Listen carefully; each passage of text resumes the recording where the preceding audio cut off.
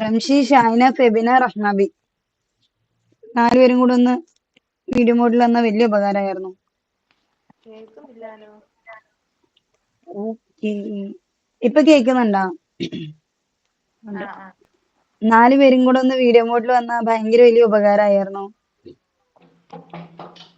അസ്സലാമു അലൈക്കും വറഹ്മത്തുള്ളാഹി വബറകാതുഹു. എല്ലാവർക്കും വലൈക്കും അസ്സലാം. വാലേക്കും സലാം. എനിക്ക് പറ്റുന്നില്ല കേട്ടോ, ഞാനിവിടെ ആ കേൾക്കുന്നുണ്ട് കേട്ടോ, ആ ഓണാക്കി വെച്ചോളൂ. ഓക്കെ ഓക്കെ, ഉണ്ട്. എനിക്കറിയാം ഉമ്മാടെ ഓക്കെ. വേറെ ഫബിന, ഷാഹിന. ആ ഫബി, സുഖാണോ മുത്തേ? അല്ല ഷാഹിന, സുഖാണോ മുത്തേ? ഫബി, ഞാൻ നിന്നെ ആദ്യമായിട്ട് കാണണട്ടാ. ഇത്ര സുന്ദരികളൊക്കെ ഇവിടെ ഉണ്ടായിട്ടാണ്. അസ്സലാമു അലൈക്കും. സുന്ദരിയാ. പിന്നെ എന്തൊരു ചന്ത രണ്ടുപേരും, ഷാഹിനി ഫെബിയൊക്കെ ഭയങ്കര ലുക്കില്ല റംഷിയെ. ഹന ഹനി ഇല്ലേ ഹനി? ഹനി ഇപ്പൊ ക്യാമറ ഓൺ ആക്കും. ഹനി കേറിയിട്ടുള്ളൂ. ഹനി, അസ്സലാമു അലൈക്കും. ഹനിമോളെ നോമ്പാടാ, ക്യാമറ ഓൺ ആക്കേ. നമുക്ക് പണ്ട് ശീലമില്ലാത്ത കാര്യമാണ് ഈ സുന്നത്ത് നോമ്പൊക്കെ എടുക്കലേ. ഫറല് തന്നെ ഞാൻ വിരലിൽ എണ്ണാവുന്നത് എടുത്തിട്ടുണ്ടായിരുന്നുള്ളൂ. ഇപ്പൊ കൊറേ ആയിട്ട് വലൈക്കും ട്രാക്കിൽ അസ്സലാം. കയറിയതാ. അപ്പൊ പിന്നെ തൊണ്ടയ്ക്കൊക്കെ ഇങ്ങനെ ക്രാക്ഡ് ആവുന്ന മുത്തേ. ഇല്ലേ, അടുത്ത ചുന്ദരി എത്തിയിട്ടുണ്ട് കേട്ടാ. ശരിക്കും പറഞ്ഞാൽ നിങ്ങൾ എല്ലാവരും, എന്റെ ക്യാമറയുടെ കുഴപ്പമാണോ? നിങ്ങൾ എല്ലാവരും ഭയങ്കര ഗ്ലാമർ ഉണ്ടല്ലോ. ആദ്യത്തെ ചിരി ഭയങ്കര ക്യൂട്ട്. എന്താ പറയാ, റംഷിന്റെ ബാക്കിൽ നിന്ന് വരുന്ന ഫ്ലാഷ് ഒഴിവാക്കി ഇങ്ങോട്ട് നോക്കിയാ റംഷിയുടെ ക്യാമറ ഭയങ്കര ക്ലാരിറ്റി. ഹനിയാണെങ്കിൽ ഓൾവേസ് ബ്യൂട്ടി. എന്നെ മാത്രം കാണുന്നത് ഇങ്ങനെ നീഗ്രോന്റെ പോലെ. അത് എന്റെ ക്യാമറയുടെ പ്രശ്നമാണോ? ചിലപ്പോ നിങ്ങളുടെ ഫോണിൽ ഞാൻ ബ്രൈറ്റ് ആയിട്ട് കാണുന്നുണ്ടാവും. അല്ലേ? വലൈക്കും വാലേക്കും അസ്സലാം സലാം. വറഹ്മത്തുള്ളാഹി വബറകാതുഹു. മുത്തേ, ഒന്ന് ക്യാമറ ഓൺ ആക്കടാ. ക്യാമറ ഓണാക്കാൻ ചെറിയൊരു പരിപാടിയിലാ, പുറത്താണ്. ഓ, എന്നാ ഓണാക്കണ്ട, ഞങ്ങളുടെ ആർക്കും കാണിച്ചെടുക്കണ്ടാട്ടാ. ഹായ്, അസ്സലാമു അലൈക്കും. ബാക്കിലാരാ? നോമ്പ് തുറക്കുള്ള ഫുഡുകൾ ഊർന്നെ ഉണ്ടാക്കാൻ തുടങ്ങിയോ? അതെ, ഒരാള് ഗൾഫ് പോണ്ട്, അപ്പൊ ഞാൻ പത്തിരി ഉണ്ടാക്കൽ കൊണ്ടാണല്ലേ. ഓ, ഓക്കെ ഓക്കെ ഓക്കെ. ഞാനും കരുതി ഇനിയിപ്പോ നോമ്പ് തുറക്കൊക്കെ ലുഹറിന് ഫുഡ് തുടങ്ങിയോന്ന്. ഇല്ല ഇല്ല. ഓക്കെ, നമുക്കൊന്ന് വാമപ്പ് ചെയ്തിട്ടിരിക്കാം അല്ലെ? ഇല്ല, നിങ്ങള് പത്തിരി കിട്ടോളൂ, അതന്നെ വാമപ്പാണ്. നമുക്ക് മക്കളൊന്ന് വാമപ്പ് ചെയ്തിട്ടിരിക്കാം അല്ലെ? ഹനിയുടെ ഹെഡ്ഫോൺ ചെവിയിൽ, അതിന്റെ സൗണ്ട് മുകളിൽ ഒന്ന് കുറച്ച് വെച്ചോട്ടോ, അതിന്റെ ചെവി അടിച്ചു പോണ്ട. ഇല്ല, ഞാൻ കുറച്ച് വെച്ചിട്ടുണ്ട്. ഓക്കെ, പിന്നെ ഓവർ നമുക്കൊന്ന്, ഓളിയൊന്നും ഇല്ലല്ലോ, കറക്റ്റ് ആണ്. അപ്പൊ കുഴപ്പമില്ല. എന്റെ ഭാഗ്യം, ചെവി ഒന്ന് ടെസ്റ്റ് ചെയ്തോ, എന്റെ ബാസ് ഭയങ്കര കൂടുതൽ സൗണ്ടില്. ഓക്കെ, നമുക്ക് വാമപ്പ് ചെയ്തിട്ടിരിക്കാം. ഒന്ന് റെയിൻബോ ക്ലാപ്പ് ചെയ്യാം അല്ലെ? റെയിൻ ക്ലാപ്പ് എങ്ങനെ ചെയ്യാ? അറിയത്തില്ല. ഇത് ഞാൻ കാണിച്ചു തരുന്നുണ്ടേ, നിങ്ങൾ ഇന്ന് കാണിയേ. നിങ്ങളെ സുന്ദരിയെ പറഞ്ഞപ്പോ പിന്നെ ഇങ്ങനെ തന്നെ നോക്കണുള്ളൂ, ഇടക്ക് ഇനി നോക്കിയേ.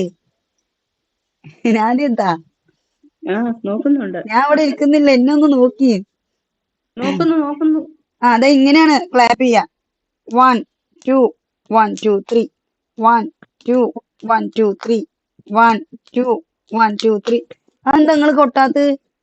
റംഷി ക്യാമറ ഓൺ ആക്കിയേ. ആ, കൊട്ടിയോ? ആ ഷാഹിനി ഫെബി എന്താ കൊട്ടാത്ത? എനിക്ക് നാണാണ് ഇന്ന്. അങ്ങനെയാണോ? നാണിക്കൊന്നും വേണ്ട കേട്ടോ, ഇവിടെ എല്ലാവരും ഏകദേശം ഒരേപോലെ. അവർക്ക് നമുക്ക് പിന്നെ അങ്ങനത്തെ പ്രശ്നമൊന്നുമില്ല. നമ്മൾ ജസ്റ്റ് ഒന്ന് ഓക്കെ ആവാൻ വേണ്ടി നമ്മുടെ ഉള്ളം കൈയിലകത്ത് നമുക്ക് ഇങ്ങനെ ഇങ്ങനെ ക്ലാപ്പ് ചെയ്യുമ്പോ അല്ലെങ്കിൽ ഇങ്ങനെ നമ്മൾ ചെയ്യുന്ന സമയത്ത് നമുക്ക് ഉണ്ടാവുന്ന വൈബ്രേഷൻസ് ഒക്കെ നമ്മുടെ മൈൻഡിനെ ഭയങ്കരമായിട്ട് അലേർട്ട് ചെയ്തിരിക്കും. നമ്മൾ നേരത്തെ പറഞ്ഞല്ലോ, ഒരു 2-3 തവണ ബ്രത്ത് എടുത്തിട്ടിരിക്കാനൊക്കെ. നമ്മൾ എടുക്കുന്ന ക്ലാസ് നിങ്ങൾക്ക് അതിൽ നിന്ന് കുഞ്ഞു കുഞ്ഞു പോയിന്റ്സ് ആയതുകൊണ്ട് തന്നെ ചിലപ്പോ ബോറടിക്കാനൊക്കെ സാധ്യതയുണ്ടാവും. പക്ഷെ ഈ ബോറടി ഒക്കെ മാറിയിട്ട് അതിലെ പോസിറ്റീവ് ആയിട്ടുള്ള കാര്യങ്ങളൊക്കെ ഇങ്ങനെ ബ്രെയിനിൽ സ്റ്റോർ ചെയ്ത് വെക്കാൻ വേണ്ടിയിട്ടാണ് നമ്മൾ ഇങ്ങനെ ബ്രത്ത് ഒക്കെ എടുത്തിട്ട് ഇരിക്കാൻ പറയുന്നത്. അതാകുമ്പോൾ നമുക്കൊരു സബ് കോൺഷ്യസ് മൈൻഡിന്റെ കുഞ്ഞു സപ്പോർട്ടും കൂടെ കിട്ടും. എനിക്ക് സത്യം പറഞ്ഞാൽ ഈ ബോറടിപ്പിക്കുന്ന പരിപാടി ഇഷ്ടമില്ലാത്തതാണ്. എന്നാലും സത്യത്തില് നമ്മള് ഐഷന്റെ ക്ലാസ് എത്ര കേട്ടാലും ബോറടിക്കില്ല, എത്ര ഉറക്കം സമയം വരികയില്ല. ഇരുന്നാലും ഉറക്കം ബോറടിക്കില്ല. വരികയില്ല. മാഷാ അല്ലാ, മാഷാ അല്ലാ. ഐഷാട്ടിയെ കണ്ടുകൊണ്ടിരുന്നാൽ തന്നെ ഉറക്കം വരികയില്ല. പടച്ചോൻ തന്ന കാരുണ്യാണ് കേട്ടോ, അല്ലാണ്ട് എന്റെ കഴിവല്ല. റബ്ബിന്റെ എന്താ പറയാ, റബ്ബിന്റെ കാരുണ്യാണ്. കുറെ ആൾക്കാർ കേൾക്കാനുണ്ടാവുന്ന, അവർക്ക് അത് ഇഷ്ടാവുന്ന, അവർ അക്സെപ്റ്റ് ചെയ്യുന്ന, അവരുടെ ലൈഫ് മാറുന്ന, ഇതിലൊന്നും എന്റെ 1% പോലും കഴിവില്ല. ദുആ ഞാൻ ഈ ചെയ്യട്ടെ, പടച്ചോൻ ടൈമിന് നിലനിർത്തി വേണ്ടി തരട്ടെ. വെയിറ്റ് ചെയ്യുക. ഈ സമയത്തിന് വേണ്ടി വെയിറ്റ് ചെയ്യുന്നുണ്ട്. മുത്താണ്, ലവ് യു. അതേപോലെ ഹനി ഞാൻ രാവിലെ മെഡിറ്റേഷന് കയറാൻ പറ്റില്ല എന്ന് പറഞ്ഞു, ഞാൻ നോട്ടീസ് ചെയ്യുന്നുണ്ടായിരുന്നു. ഹനിക്ക് റെക്കോർഡ് കേൾക്കുമ്പോൾ ലൈവിന്റെ എത്ര പ്രശ്നം കിട്ടുന്നില്ലാത്തതുകൊണ്ടായിരിക്കും ഹനി റിസ്ക് എടുത്ത് കയറുന്നുണ്ട്. ഞാനത് നോട്ടീസ് ചെയ്തിട്ടുണ്ടായിരുന്നു, പറയാതിരുന്നത്. ഞാന് നേരത്തെ തന്നെ കുറെയൊക്കെ റെഡിയാക്കി വെക്കും. മുന്നേ എഴുന്നേറ്റേനേക്കാളും നേരത്തെ എഴുന്നേൽക്കും. പിന്നെ രാത്രിയിലും കട്ടിങ്സ് ഒക്കെ, വെജിറ്റബിൾ ഒക്കെ കട്ടിങ്സ് ഒക്കെ കഴിച്ചു വെക്കും. അപ്പൊ പിന്നെ എനിക്ക് അത്രയും സമയം അവിടെ സേവ് ആവുമല്ലോ. മഷാല്ല മഷാല്ല. ഞാൻ അങ്ങനെയാണ്. ഞാൻ ഒരു ടൈം നിങ്ങൾക്ക് തരാണെങ്കിൽ ആ ടൈമിലോട്ട് ഞാൻ നൂഴ്ന്ന് കയറാൻ ശ്രമിക്കും. പക്ഷെ എന്റെ കാര്യങ്ങൾ എനിക്ക് മാറ്റി വെക്കുമ്പോൾ വലിയ കുഴപ്പമുണ്ടാവില്ല. ഇതുപോലെ വേറെ ആരെങ്കിലും എന്തെങ്കിലും ഒരു ഹെൽപ്പ് ഒക്കെ പെട്ടെന്ന് കയറി വരുമ്പോൾ നമ്മളാലാവുന്നത് ജീവിച്ചിരിക്കുമ്പോഴല്ലേ ചെയ്യാൻ പറ്റുള്ളൂ. അപ്പൊ ഞാൻ കുറച്ച് നിങ്ങളുടെയും കൂടെ ചില സമയങ്ങളിൽ ടൈം മാറ്റുന്നത് അതുകൊണ്ടാണ് കേട്ടോ. കാരണം നിങ്ങളുടെ സമയം കൂടെ നിങ്ങൾ എനിക്ക് വേണ്ടി മാറ്റി വെക്കുന്ന സമയത്ത് അത് നിങ്ങൾ തരുന്ന ഒരു ഹെൽപ്പും കൂടെയാണ്. ഇൻഡയറക്ട്ലി നിങ്ങളും അതിൽ പങ്കാളികളാവുകയാണ് ആ ഒരു ഹെൽപ്പിലോട്ട്. ഓക്കെ, അപ്പൊ എന്തായാലും നമുക്ക് നോക്കാം. അതായത് ഒരു ചെറിയൊരു എമൗണ്ട് ആണ്, പക്ഷെ ഒരാൾക്ക് കൊടുക്കാൻ വേണ്ടിയിട്ട് കറക്റ്റ് സമയത്ത് പറ്റി വല്ലാതെ ഇടങ്ങാറായിരിക്കുന്ന ഒരു ഫാമിലി ആയിരുന്നു. അപ്പൊ എന്റെ പൈസ അല്ല കേട്ടോ, ഇതേപോലെ നിങ്ങളുടെ പോലെ കുറെ ആൾക്കാരെ കയ്യിൽ നിന്ന് വാങ്ങിച്ചെടുത്ത് കൊണ്ടേ കൊടുത്തു എന്ന് മാത്രം. ഭയങ്കര ഒരു വല്ലാത്തൊരു അവസ്ഥയിലായിരുന്നു. അപ്പൊ അത് അവിടെ നമ്മളൊന്ന് പാച്ചപ്പ് ആക്കി. അൽഹംദുലില്ലാ, അവര് ഹാപ്പി, ഞാനും ഹാപ്പി. അപ്പൊ ഇന്ന് നോമ്പ് തുറക്കുമ്പോ ഭക്ഷണം കഴിച്ചാൽ അതിനൊന്ന് ആസ്വദിക്കാൻ പറ്റും, ആ ഒരു ഫീലിലേക്ക് വരാൻ വേണ്ടിട്ട്. അപ്പൊ നിങ്ങളൊക്കെ സ്വതക്കയുടെ ഫണ്ട് തരുമ്പോൾ നമ്മൾ എത്തിക്കുന്നതും തെരഞ്ഞെടുക്കുന്നതും അല്ലെങ്കിൽ ഇതാക്കാൻ പറ്റുന്നതൊക്കെ അത്തരത്തിലുള്ള ആളുകളിലോട്ട് എത്തിക്കാൻ പറ്റുകയാണെങ്കിൽ നമുക്കറിയാം കേട്ടോ കഷ്ടപ്പാടിന്റെ വാല്യൂ എന്താന്നുള്ളത്, ദാരിദ്ര്യത്തിന്റെ വാല്യൂ എന്താന്നുള്ളത് ഒക്കെ നമുക്കറിയാം. അനുഭവിച്ചതും അനുഭവിച്ചുകൊണ്ടിരിക്കുന്നതൊക്കെയാണ്. അപ്പൊ നമ്മളെക്കാൾ ഇടങ്ങേറിൽ ഒരാളെ കാണുമ്പോൾ നമ്മൾ എന്താ ഉണ്ടാവുക? ഇടങ്ങേറാവൂലേ, ബേജാറാവൂലേ? സോ നമ്മുടെ അടുത്ത് ഇല്ലെങ്കിൽ നിങ്ങൾക്കും ചെയ്യാം, നിങ്ങൾക്ക് മോട്ടിവേഷൻ ആക്കി തരികയാണ്. നിങ്ങളുടെ അടുത്ത് ഇല്ലെങ്കിൽ നിങ്ങൾക്ക് ഈ അവസ്ഥ നിങ്ങൾക്ക് ആരോടെങ്കിലും ഒക്കെ പറയാം, നിങ്ങളുടെ റിലേറ്റീവ്സിന്റെ അടുത്ത് പറയാം, സുഹൃത്തുക്കളുടെ അടുത്ത് പറയാം. ഇങ്ങനെ ഒരു അവസ്ഥയിൽ ഒരാളുണ്ട്, നിനക്ക് എന്തെങ്കിലും കൊടുക്കാൻ കഴിയോ എന്ന് ചോദിച്ച് നിങ്ങൾക്ക് കൊടുക്കാം. വല്ലാത്ത പ്രയാസത്തിൽ ആരെങ്കിലും ഒക്കെ പ്രയാസം അറിയുന്നുണ്ടെങ്കിൽ. സോ അതൊക്കെ ഒരിക്കലും നമ്മുടെ എന്താ പറയാ വരുമാനത്തെ അല്ലെങ്കിൽ സമ്പത്തിനെ കുറയ്ക്കൂല കേട്ടോ. അതൊരു കിണറ് നമുക്ക് എങ്ങനെയാണോ കോരി കോരി വെള്ളം പെരുകുന്നത് അതേപോലെയാണ് സ്വതക്ക കൊടുക്കുന്നത്. നമ്മൾ കൊടുക്കുന്തോറും അതിൽ നമുക്ക് ബറക്കത്ത് ഉണ്ടായിക്കൊണ്ടേയിരിക്കും. ഇപ്പൊ എന്റെയൊക്കെ ഒരു സിറ്റുവേഷൻ പറയുകയാണെങ്കിൽ എന്റെ ആകെ ഇപ്പോഴത്തെ കുറച്ചൊരു മാസങ്ങളായിട്ട് എന്റെ ആകെയുള്ള ഒരേ ഒരു വരുമാന മാർഗം നമ്മുടെ അന്യസ്ത്രീയും അതേപോലെ നമ്മുടെ ഹാപ്പി കിഡുമാണ്. ഈ രണ്ട് ഗ്രൂപ്പാണ്. പക്ഷെ അൽഹംദുലില്ലാ എന്റെ ഫാമിലി എല്ലാ കാര്യം ഇപ്പൊ ഈ ഗ്രൂപ്പിൽ തന്നെ കുറെ ആളുകളുടെ കുറെ കാരണങ്ങൾ കൊണ്ട് ഫീസ് ഡിലേ ആയവരുണ്ട്. അതല്ലാതെ കിട്ടുന്ന നമ്മുടെ അല്ലറ ചില്ലറ കൗൺസിലിംഗ്. എന്നാലും അൽഹംദുലില്ലാ നമ്മുടെ കാര്യങ്ങൾ ഇങ്ങനെ ഉരുണ്ട് പറഞ്ഞ് പടച്ചോൻ അങ്ങോട്ട് ഞാൻ നടക്കുകയല്ല, പടച്ചോൻ ഇങ്ങനെ നടത്തി കൊണ്ടുവന്ന് തരുന്നുണ്ട് എന്ന് വേണമെങ്കിൽ പറയാം. അത്രയും കുറവാണ് ശരിക്കും പറഞ്ഞാൽ, നിങ്ങൾക്ക് തന്നെ ഊഹിക്കാം അത്രയും കുറവാണ് എന്റെ ഏർണിങ്സ്. അതിലെല്ലാ കാര്യവും നടന്നു പോകുന്നുണ്ട് എന്നുള്ളതാണ്. സുബ്ഹാനല്ലാഹ്. മഴക്കാലമായി കഴിഞ്ഞാൽ കെട്ടിയങ്ങാക്കാന്റെ പണിയുടെ കാര്യമൊക്കെ കുറച്ച്. അപ്പൊ അതൊക്കെ എന്നാലും നമുക്ക് നടന്നു പോകുന്നുണ്ടെങ്കിൽ അത് മറ്റുള്ളവരുടെ ദുആ കൊണ്ടാവാം. ചിലപ്പോൾ നിങ്ങളൊക്കെ എനിക്ക് വേണ്ടി ദുആ ചെയ്യുന്നതുകൊണ്ടായിരിക്കാം എന്ന് പറഞ്ഞത്. ഓക്കെ, അപ്പൊ നിങ്ങളും മറ്റുള്ളവരെ സഹായിക്കുന്ന കാര്യത്തിൽ ഒരു മടി ബാക്കിയുള്ളതൊന്നും വെക്കരുത് കേട്ടോ. മുത്തുമണിയെ ഞാനിവിടെ ഉണ്ട് കേട്ടോ, അയത്തേക്ക് പോകുന്നു വേണ്ട, ഷൈനന്റെ കുഞ്ഞാണ് അല്ലേ. ഓക്കെ, നമ്മുടെ ക്ലാസ്സിന്റെ ടോപ്പിക്കിലോട്ട് കിടക്കാം. ലൈഫ് ചേഞ്ച് ചെയ്യാൻ വേണ്ടിയിട്ട് അല്ലെ, നമ്മുടെ സെൽഫ് നമുക്കൊരു വാല്യൂ ഉണ്ടാക്കി എടുക്കാൻ വേണ്ടി നമ്മുടെ ഏറ്റവും പ്രയാസമുള്ള ഒരു കാര്യമാണ് അല്ലെ. ഞാൻ അവരെ കുറെ സഹായിച്ച് അല്ലെങ്കിൽ ഞാൻ അവൾക്ക് എന്തോരം നല്ല കാര്യങ്ങൾ ചെയ്തിട്ടുണ്ടായിരുന്നതാ, ഞാൻ അവളെ കുറിച്ച് അങ്ങനെ ഒന്നും ഒരിക്കലും വിചാരിച്ചിട്ടേ ഇല്ല, എന്നിട്ട് അവൾ എന്നോട് ഇങ്ങനെ ചെയ്തില്ലേ അല്ലെ. ഞാൻ എനിക്ക് വില കിട്ടണം എന്ന് ആഗ്രഹിക്കുന്ന ഒരു സദസ്സിൽ പോയിട്ടായിരിക്കും ചിലപ്പോൾ എന്നെ പലരും ഇൻസൾട്ട് ചെയ്തിട്ടുണ്ടാവുക അല്ലെ. ഞാൻ ഭയങ്കരമായിട്ട് വാല്യൂ ഉണ്ടാവണം എന്ന് വിചാരിക്കുന്നിടത്ത് ഒരു കാര്യമില്ലാണ്ട് നമുക്ക് വിഷമം ഉണ്ടാവുന്ന കാര്യങ്ങൾ, എന്റെ വില കുറഞ്ഞു പോയി, എന്റെ വാല്യൂ കുറഞ്ഞു പോയി എന്ന് വിചാരിക്കേണ്ടി വരുന്ന സിറ്റുവേഷൻസ്. അങ്ങനെ നിങ്ങൾക്ക് എപ്പോഴെങ്കിലും ഫീൽ ചെയ്തിട്ടുണ്ടോ? എല്ലാവരും ഭയങ്കര ഹാപ്പി ആയിട്ട് ഓക്കെ ആയിട്ടൊക്കെ ഇരിക്കുന്ന ഒരു സമയത്ത് നാദ്യത്ത അങ്ങോട്ട് തിരിഞ്ഞ അപ്പൊ നാദ്യത്തയുടെ ക്യാമറ വീഡിയോ മൈക്ക് ഓൺ ആവും. അതെന്താ സംഭവം? നിങ്ങൾ ഇങ്ങനെ ഇരിക്കുകയാണെങ്കിൽ മൈക്ക് മ്യൂട്ട് ആയിരിക്കുമല്ലോ. ഓക്കെ, അപ്പൊ നമുക്ക് ഈ വക പ്രശ്നങ്ങളൊക്കെ അങ്ങോട്ടേക്ക് മാറ്റി വെച്ചിട്ട് നമ്മുടെ ലൈഫിനെ ചില്ലാക്കാൻ വേണ്ടിയിട്ട് കുറച്ച് കാര്യങ്ങൾ മാത്രം ഒന്ന് ഡിസ്കസ് ചെയ്യാം അല്ലെ. ഒരു 8-9 പോയിന്റ് ഉണ്ട്, അതിൽ നിന്ന് നമുക്ക് ഇത്തിരി കാര്യങ്ങൾ മാത്രം. ഒന്നാമത്തെ കാര്യം, നമ്മൾ വിചാരിക്കുകയാണ് ഒരു എന്താ പറയാ കുറച്ച് ദുആ നമുക്ക് എപ്പോഴും വരുന്ന ഒരു കാര്യമാണ്, എനിക്ക് കുറച്ച് പ്രശ്നങ്ങളുണ്ട്, ഞാൻ എന്ത് ദുആ ചെയ്താല് എന്റെ ഈ പ്രശ്നങ്ങൾ ഇന്ന് മാറും അല്ലെ. ചിലര് വിളിച്ചിട്ട് പറയും ഞാൻ എക്സാമിന് എഴുതിയിട്ടുണ്ട്, എനിക്ക് എക്സാം എഴുതി കഴിഞ്ഞിട്ടുണ്ട് ഓൾറെഡി, എനിക്ക് റിസൾട്ട് വരുമ്പോൾ പാസ്സാവാൻ വേണ്ടി തന്നെ നിങ്ങൾ ദുആ ചെയ്യണം കേട്ടോ എന്ന് പറയും. കാരണം ചിലവര് പറയും എനിക്ക് ഇന്ന കോളേജിൽ സീറ്റ് കിട്ടാൻ വേണ്ടിയിട്ട് തന്നെ നിങ്ങൾ ദുആ ചെയ്യണം കേട്ടോ എന്ന് പറയും. ഇത് നമ്മൾ പറയുന്നത് നല്ല കേട്ടോ, പറയുന്നത് തെറ്റാണ് എന്നല്ല പറഞ്ഞത്. നമുക്കൊരു ഇന്റേണൽ തോട്ട് ഉണ്ട്, എന്റെ ഇന്ന ആവശ്യം, ആ ആവശ്യം നടക്കാൻ വേണ്ടിയിട്ടാണ് നമ്മൾ ദുആ ചെയ്യേണ്ടത്. ആൻഡ് നമുക്ക് എങ്ങനെയാണ് അറിയാൻ പറ്റുക ആ ആവശ്യമാണ് നമുക്ക് ഹയർ എന്നുള്ളത്. അറിയാൻ പറ്റൂല അല്ലെ? ഇപ്പൊ ഞാൻ ദുആ ചെയ്താലും ആ, മറ്റു പലരും ചിലപ്പോൾ ദുആ ചെയ്താലും അത് നമുക്ക് ഹൈർ അല്ലെങ്കിൽ, ഇപ്പൊ ദുആ ചെയ്യുന്ന ഒരാള് നിങ്ങൾ സ്വാലിഹ്യങ്ങളായ ഒരാളോട് പറയാണ്, സ്വാലിഹത്തായിട്ടുള്ള ഒരാളോട് പറയാണ്, നിങ്ങൾ ദുആക്ക് നിങ്ങൾക്ക് വേണ്ടി ഇന്ന കാര്യത്തിന് ദുആ ചെയ്യണം, അവരെയും കൊണ്ട് ദുആ ചെയ്യിപ്പിച്ച്, പിന്നെ ചിലവരുണ്ട് ഉസ്താദുമാർക്കൊക്കെ പൈസ കൊടുത്തിട്ട് നിങ്ങളുടെ പ്രത്യേകം പ്രാർത്ഥനയിൽ ഓർമ്മിക്കണം എന്നൊക്കെ പറഞ്ഞിട്ട് സ്വതക്ക കൊടുത്തിട്ട് അവരെയും കൊണ്ട് നിർബന്ധിച്ച് പ്രാർത്ഥിപ്പിക്കുന്ന, അതല്ലെങ്കിൽ സ്വതക്ക കൊടുക്കുന്നതുകൊണ്ട് തന്നെ ഒരുപക്ഷെ അവർ പ്രാർത്ഥിക്കുന്ന കുറച്ച് ആൾക്കാരുണ്ടാവും. അപ്പൊ ഇതൊക്കെ ചെയ്താലും അവരെ കാര്യം നടന്നില്ല എന്നുണ്ടെങ്കിൽ അവർ ഭയങ്കരമായിട്ട് ഡിസപ്പോയിന്റഡ് ആയിട്ട് പോകും, ഭയങ്കര സങ്കടത്തിലോട്ട് പോകും. ഓക്കെ. പിന്നെ അടുത്ത സാധനം ഉണ്ടാവുക എന്താണ്, ഇൻഡയറക്ട്ലി ഈ പറയുന്ന ലോ ഓഫ് അട്രാക്ഷനിലോട്ട് പോകും, അല്ലെങ്കിൽ സിഹിർ ചെയ്യുന്ന ആളുകളിലോട്ട്. ഇതൊക്കെ മെല്ലെ മെല്ലെ മെല്ലെ മെല്ലെ, അതായത് ഈ ഓരോ ആളുകളിലോട്ടുള്ള നമ്മളുടെ വിശ്വാസത്തെ അങ്ങോട്ട് കൊണ്ടിടുന്നതിൽ നിന്നാണ് ബാക്കിയുള്ള കാര്യങ്ങളിലോട്ടൊക്കെ പയ്യെ പയ്യെ പോവുക. ഇപ്പൊ പറയുമ്പോ നമ്മൾ വിചാരിക്കും ആ ഒരിക്കലും ഞാൻ അങ്ങനെ ചെയ്യില്ല. ചിലര് പറയും ഞാൻ ഇന്ന മക്കാമിൽ കൊണ്ടുപോയിട്ട് ഇത്ര പൈസ ഇട്ട് കഴിഞ്ഞാൽ ഇന്റെ കാര്യം നടക്കും. അത് അവരങ്ങോട്ട് വിശ്വസിച്ച് വെച്ചവിടെ, അല്ലെ? സോ ഇവരെന്ത് ചെയ്യും, ആദ്യം ആ മക്കാമിൽ പോയിട്ട് ഇത്ര പൈസ ഇടും, ഇനി വേണമെങ്കിൽ കുറച്ച് അവിടെ നിന്ന് ഖുർആൻ ഓതും, സിയാറത്ത് ചെയ്യും. ഓരോ മക്കാമിലും ഓരോ തരത്തിലാണ് വഴിപാട് നേർച്ചയൊക്കെ ഉണ്ടാവുക. ആ വഴിപാട് കാര്യങ്ങളൊക്കെ ചിലവർ ഈ ആറമൂട് അങ്ങനെ എങ്ങനെ എന്നൊക്കെ പറഞ്ഞിട്ട് ഇതൊക്കെ ചെയ്യിക്കും.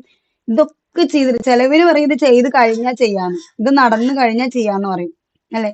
ചിലവരെന്ത് ചെയ്യും, ഇത് നടന്നു കഴിയുന്നതിന്റെ മുന്നേ തന്നെ ഓടിപ്പോയിട്ട് ഇതൊക്കെ ചെയ്യും, ഇതൊക്കെ ചെയ്ത് കഴിഞ്ഞാൽ ഇത് നടക്കുമല്ലോ എന്ന് എഴുതിയിട്ട്. നിങ്ങൾ പലരും ചെയ്തിട്ടുണ്ടാകുന്ന കാര്യങ്ങളാണ് അല്ലെ? നമുക്ക് എങ്ങനെയാണ് അറിയാൻ പറ്റുക ഈ ഒരു കാര്യമാണ് എനിക്ക് ഹൈർ എന്നുള്ളത്? അറിയാൻ പറ്റുമോ നിങ്ങളിപ്പോ? ഞാനിപ്പം എന്റെ ഉപ്പാന്റെ അടുത്ത് ഭയങ്കര നല്ലൊരു തുക ചെലവാക്കിപ്പിച്ച് ഞാൻ ജോയിൻ ചെയ്ത ഒരു കോഴ്സാണ് സോഫ്റ്റ്വെയർ എഞ്ചിനീയറിംഗ്. ഓക്കെ. മൾട്ടിമീഡിയ അന്നത്തെ സമയത്ത് നമ്മുടെ ഈ ഒരു വൺ ക്ലിക്കിൽ വരുന്ന ഇപ്പോഴത്തെ ഈ ഒരു ആനിമേഷൻ ഒന്നും, ടെക്നോളജി ഒന്നും ഇത്രമാത്രം പുരോഗമിക്കാത്തത് കൊണ്ട് തന്നെ അന്ന് മൾട്ടിമീഡിയ ഒക്കെ കലാക്കിന്റെ സ്കോപ്പായിരുന്നു, ഭയങ്കര സ്കോപ്പുള്ള ഒരു ഫീൽഡായിരുന്നു. മൾട്ടിമീഡിയന്റെ ഒരു ഓൾമോസ്റ്റ് ഫുൾ പാക്കേജ് ഞാൻ ചെയ്തതായിരുന്നു. പോസ്റ്റ് ഗ്രാജുവേറ്റ് ഡിപ്ലോമ എടുത്തിട്ടുണ്ടായിരുന്നു അതിന്റെ ഒരു. ഈ 2-3-4 കോഴ്സിന്റെ ഏകദേശം ഒരു ഫീ എത്രത്തോളം വരും എന്നുള്ളത് ആലോചിക്കണം കേട്ടോ. ആൻഡ് നമ്മൾ ചെയ്ത ഒരു കാര്യമാണ് അക്കൗണ്ട്സ്. ഇപ്പൊ ഞാൻ ബികോം ബേസ് ആയതുകൊണ്ട് തന്നെ ഞാൻ അക്കൗണ്ട്സ് എടുത്തിട്ടുണ്ടായിരുന്നു. അക്കൗണ്ട്സിന്റെ ഒരു higher level PG diploma course എടുത്തിട്ടുണ്ടായിരുന്നു. ഇതൊക്കെ എടുത്തിട്ട് നല്ല മാർക്കോടെ കേട്ടോ, നല്ല മാർക്കോടെ പറഞ്ഞാൽ അതിന്റെ ഫുൾ ഇപ്പൊ MSc സോഫ്റ്റ്വെയർ എഞ്ചിനീയറിംഗ് ചെയ്തതിൽ എന്താ പറയാ A+ ആയിരുന്നു ഗ്രേഡ് ഉണ്ടായിരുന്നത്. മൾട്ടിമീഡിയയിൽ A ആയിരുന്നു ഗ്രേഡ് ഉണ്ടായിരുന്നത്. അക്കൗണ്ടൻസി അതേപോലെ A ആയിരുന്നു. ഈ പറഞ്ഞ അക്കൗണ്ട്സിന്റെ കോഴ്സ് എടുത്തതിലും A ആയിരുന്നു ഉണ്ടായിരുന്നത്. എന്നിട്ട് ഇപ്പൊ ഞാൻ എന്താ ചെയ്യുന്നത്, ഈ 3-4-5 സർട്ടിഫിക്കറ്റ് ഇത്രയേറെ പൈസ കൊടുത്ത് കല്യാണം കഴിഞ്ഞ ശേഷം ബാക്കി എന്റെ കെട്ടിയ പാവം ജ്യൂസ് അടിച്ചിട്ട് വരെ എന്നെ പഠിപ്പിച്ചു. കാരണം ഉപ്പ കെട്ടിച്ചെടുക്കുന്നതിന് മുന്നേ പറഞ്ഞിട്ടുണ്ടായിരുന്നു നിനക്ക് അവളെ കെട്ടണമെങ്കിൽ മോനെ ഇവിടെ ഞാൻ തുടങ്ങി വെച്ച കോഴ്സ് നീ മുഴുമിപ്പിച്ചോ എന്നുള്ളത്. ഓക്കെ. അപ്പൊ എന്റെ കെട്ടിയവൻ ജ്യൂസ് കടയിലേക്ക് വന്ന് നിൽക്കുന്നുണ്ടായിരുന്നു. തുച്ഛമായ വരുമാനമാണ്. ആ വരുമാനം അങ്ങനെ എടുത്ത് എന്റെ കോഴ്സിന്റെ ഫീ അടച്ച് എന്നെ പഠിപ്പിച്ചു. എന്നിട്ട് ഇത് എന്താ ഉണ്ടായേ? ഞാൻ ഇങ്ങനെ പ്രാർത്ഥിച്ചിട്ടുണ്ട്, ഒരുപാട് ആൾക്കാരോട് പ്രാർത്ഥിക്കാൻ പറഞ്ഞിട്ടുണ്ട്. ഓരോ എക്സാം ആകുമ്പോഴും ടെൻഷനാണ്. കാരണം എന്താ, ഭർത്താവ് ഇങ്ങനെ ഫീസ് കൊടുക്കാൻ ബുദ്ധിമുട്ടാക്കുന്ന, അത്രയും കഷ്ടപ്പെട്ടിട്ട് ഫീസ് കൊടുക്കുന്നതാണ്. അതിന്റെ ഇടയിൽ കൂടെ ഭർത്താവിന്റെ വീട്ടിൽ നിന്ന് ഇല്ലാത്ത സമയം ഉണ്ടാക്കി. കാരണം നമ്മൾ അറിയാലോ, ഒബ്വിയസ്ലി ഹസ്ബൻഡിന്റെ വീട്ടിൽ നിന്ന് നമ്മൾ ജോലി ചെയ്യേണ്ട സമയത്ത് പഠിക്കാൻ പോയിരിക്കുകയാണ്. അപ്പൊ നമുക്ക് എത്ര പ്രയാസം ഉണ്ടാവും. മുത്തശ്ശിമാരുണ്ട് 2 പേര്, ആരും ഇല്ലെങ്കിൽ കുഴപ്പമില്ല, പോയി വന്നാലും ബാക്കി പണി ചെയ്യാൻ കരുതാം. ഇത് നമ്മൾ പോയി കഴിഞ്ഞാല് തിരിച്ചു വരുമ്പോഴേക്കും മുത്തശ്ശിമാര് നമ്മൾ ചെയ്യാത്ത എന്തെങ്കിലുമൊക്കെ പണിയുണ്ടെങ്കിൽ അവർ ചെയ്തു വെക്കും. അത് പിന്നെ ബാക്കിയുള്ളവർക്ക് ഒരു ബുദ്ധിമുട്ടാവും എന്നുള്ളൊരു പേടി നമുക്കുണ്ടാവും. ഇനി പണി തീർക്കാൻ നിന്നാൽ ക്ലാസ്സിലോട്ട് എത്തുമ്പോഴേക്കും വീണ്ടും ഡിലേ ആവും, അല്ലേ? അപ്പൊ നമ്മള് അത്രയേറെ സ്ട്രഗിൾ ചെയ്ത് പഠിച്ച കാരണം കൊണ്ട് തന്നെ ഞാനിങ്ങനെ ഒരുപാട് പ്രാർത്ഥിച്ചിട്ടുണ്ട്. ആ സമയത്തൊക്കെ വഴി കൂടെ പോണ എല്ലാവരോടും പറയും എന്റെ റിസൾട്ടാണ്, ദുആ ചെയ്യണം, എക്സാം എഴുതാൻ പോവാണ്, പ്രാർത്ഥിക്കണം, ഇങ്ങനെ പറയും. ഞങ്ങളുടെ അടുത്ത് തന്നെയാണ് ഒരു കാട്ടിലതങ്ങൾ പവര പറയും. അവിടെ പോവും. അവിടെ പോയിട്ട് ദിവസവും എക്സാമിനാ പോണെച്ചാൽ അവിടെ പോയിട്ട് 10 രൂപയെങ്കിലും കൊണ്ടിടാണ്ട് ഞാൻ പോവില്ല. അത്ര ടെൻഷനായിരുന്നു. എന്നിട്ട് എന്താ ഉണ്ടായേ, നല്ല മാർക്കിൽ സർട്ടിഫിക്കറ്റ് ഒക്കെ മേടിച്ച് നല്ല അന്തസ്സായിട്ട് അവിടെ ഇരിക്കുന്നുണ്ട്. പൊടി പോലും പിടിക്കാൻ സമ്മതിക്കാണ്ട് വെച്ചിട്ടുണ്ട്. ഇടക്ക് അലമാര വൃത്തിയാക്കുന്ന സമയത്ത് സർട്ടിഫിക്കറ്റ് കിട്ടി കുട്ടികൾ കാണിച്ചെടുക്കും. കണ്ടാ ഞാൻ ഇത്രയും കോഴ്സ് പഠിച്ചതാ, കണ്ടാ എന്ന് പറഞ്ഞു. ഇത് കാണിച്ചു കൊടുക്കാനല്ലാണ്ട്, അതായത് പണ്ട് ഞാൻ സ്പോർട്സിലൊക്കെ എന്താ പറയാ ചാടി ഓടുകയൊക്കെ ചെയ്യുന്ന സമയത്ത് കുറെ സർട്ടിഫിക്കറ്റ് ഇരിക്കുന്നുണ്ട് അവിടെ. അതിന്റെ കൂട്ടത്തിൽ കാണിച്ചു കൊടുക്കാനല്ലാണ്ട് നമ്മുടെ ഈ ഹെവി ബഡ്ജറ്റ് കോഴ്സ് കൊണ്ട് എനിക്ക് പ്രത്യേകിച്ച് ഉപയോഗമൊന്നും ഉണ്ടായിട്ടില്ല. ഏത് കമ്പനി, ഞാൻ ഇത്രയും വർക്ക് ചെയ്ത ഒരു കമ്പനിയിലും എനിക്ക് സർട്ടിഫിക്കറ്റുകളുടെ ഒന്നും ആവശ്യം വന്നിട്ടില്ല. സുബ്ഹാനല്ലാഹ്. പിന്നെ എന്തിനാ ഇപ്പൊ ഇത് പഠിച്ചേ? ഇപ്പൊ നിങ്ങൾ പഠിക്കുന്ന പല കാര്യങ്ങളും നിങ്ങൾ വിചാരിക്കുന്നുണ്ടാവും ഇപ്പൊ ഞാൻ ഇതുവരെ പഠിച്ചെത്തിയല്ലോ, ജസ്റ്റ് നോളജ് കിട്ടിയെന്ന് ചോദിച്ചാൽ നോളജ് കിട്ടിട്ടോ.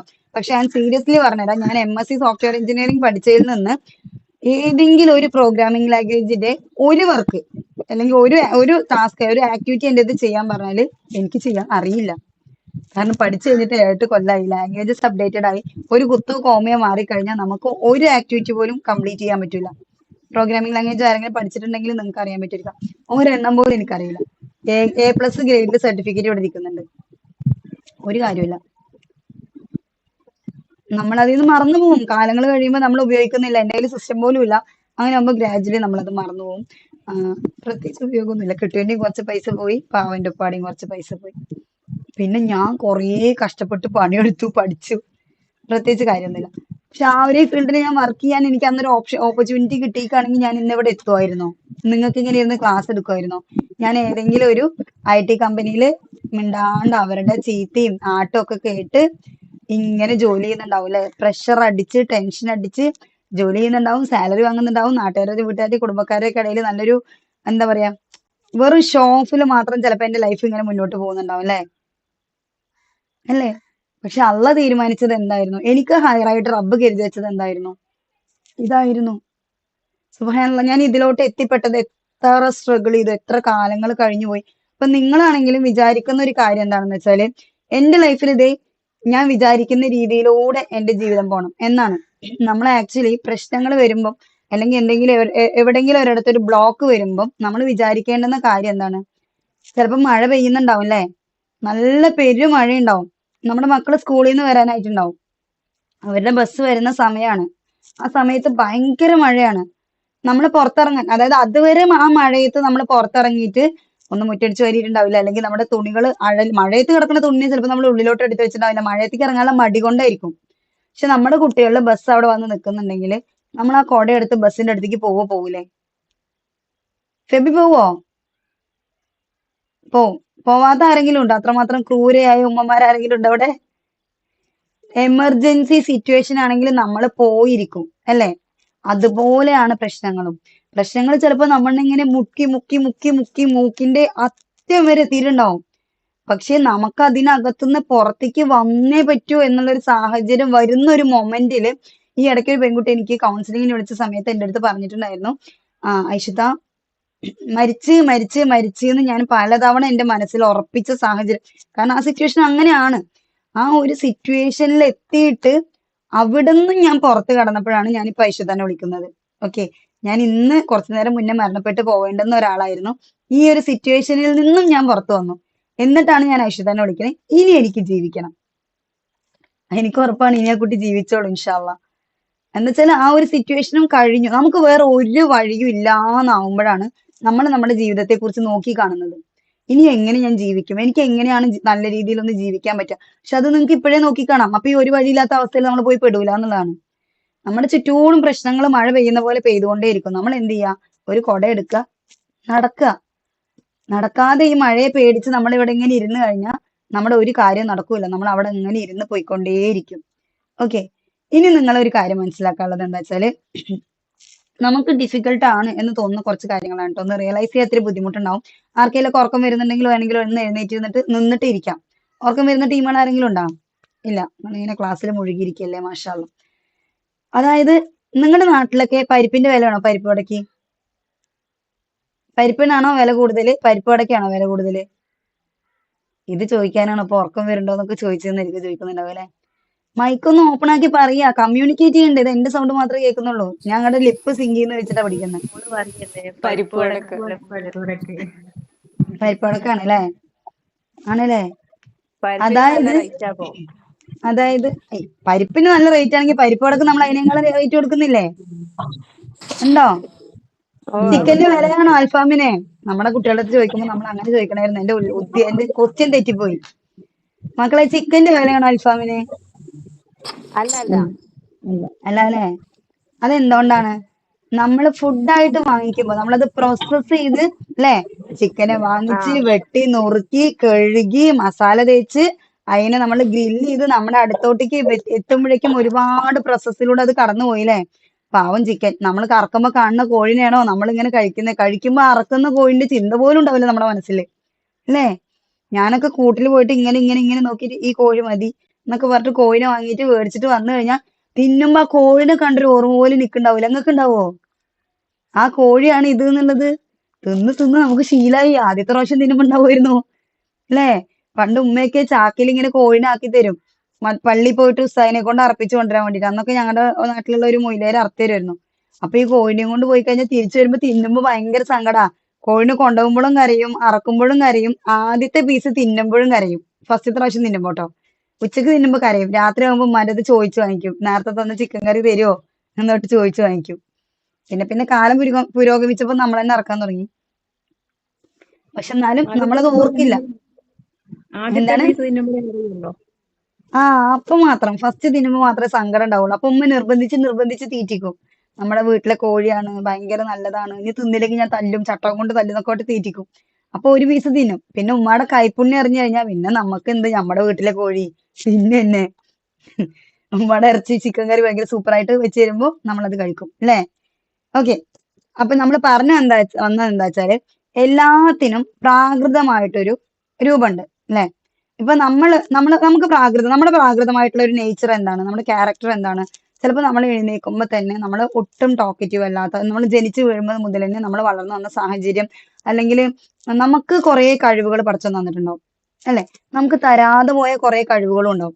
ഇപ്പൊ നിങ്ങൾ എന്നെ നോക്കി കണ്ടിട്ട് നിങ്ങൾക്ക് എന്റെ പോലെ ആവണം എന്ന് വിചാരിച്ചിട്ടുള്ള ആരെങ്കിലും ഉണ്ടോ? എന്റെ പോലെ ആവണം എന്ന് വിചാരിച്ചിട്ടുള്ള ആരെങ്കിലും ഉണ്ടോ?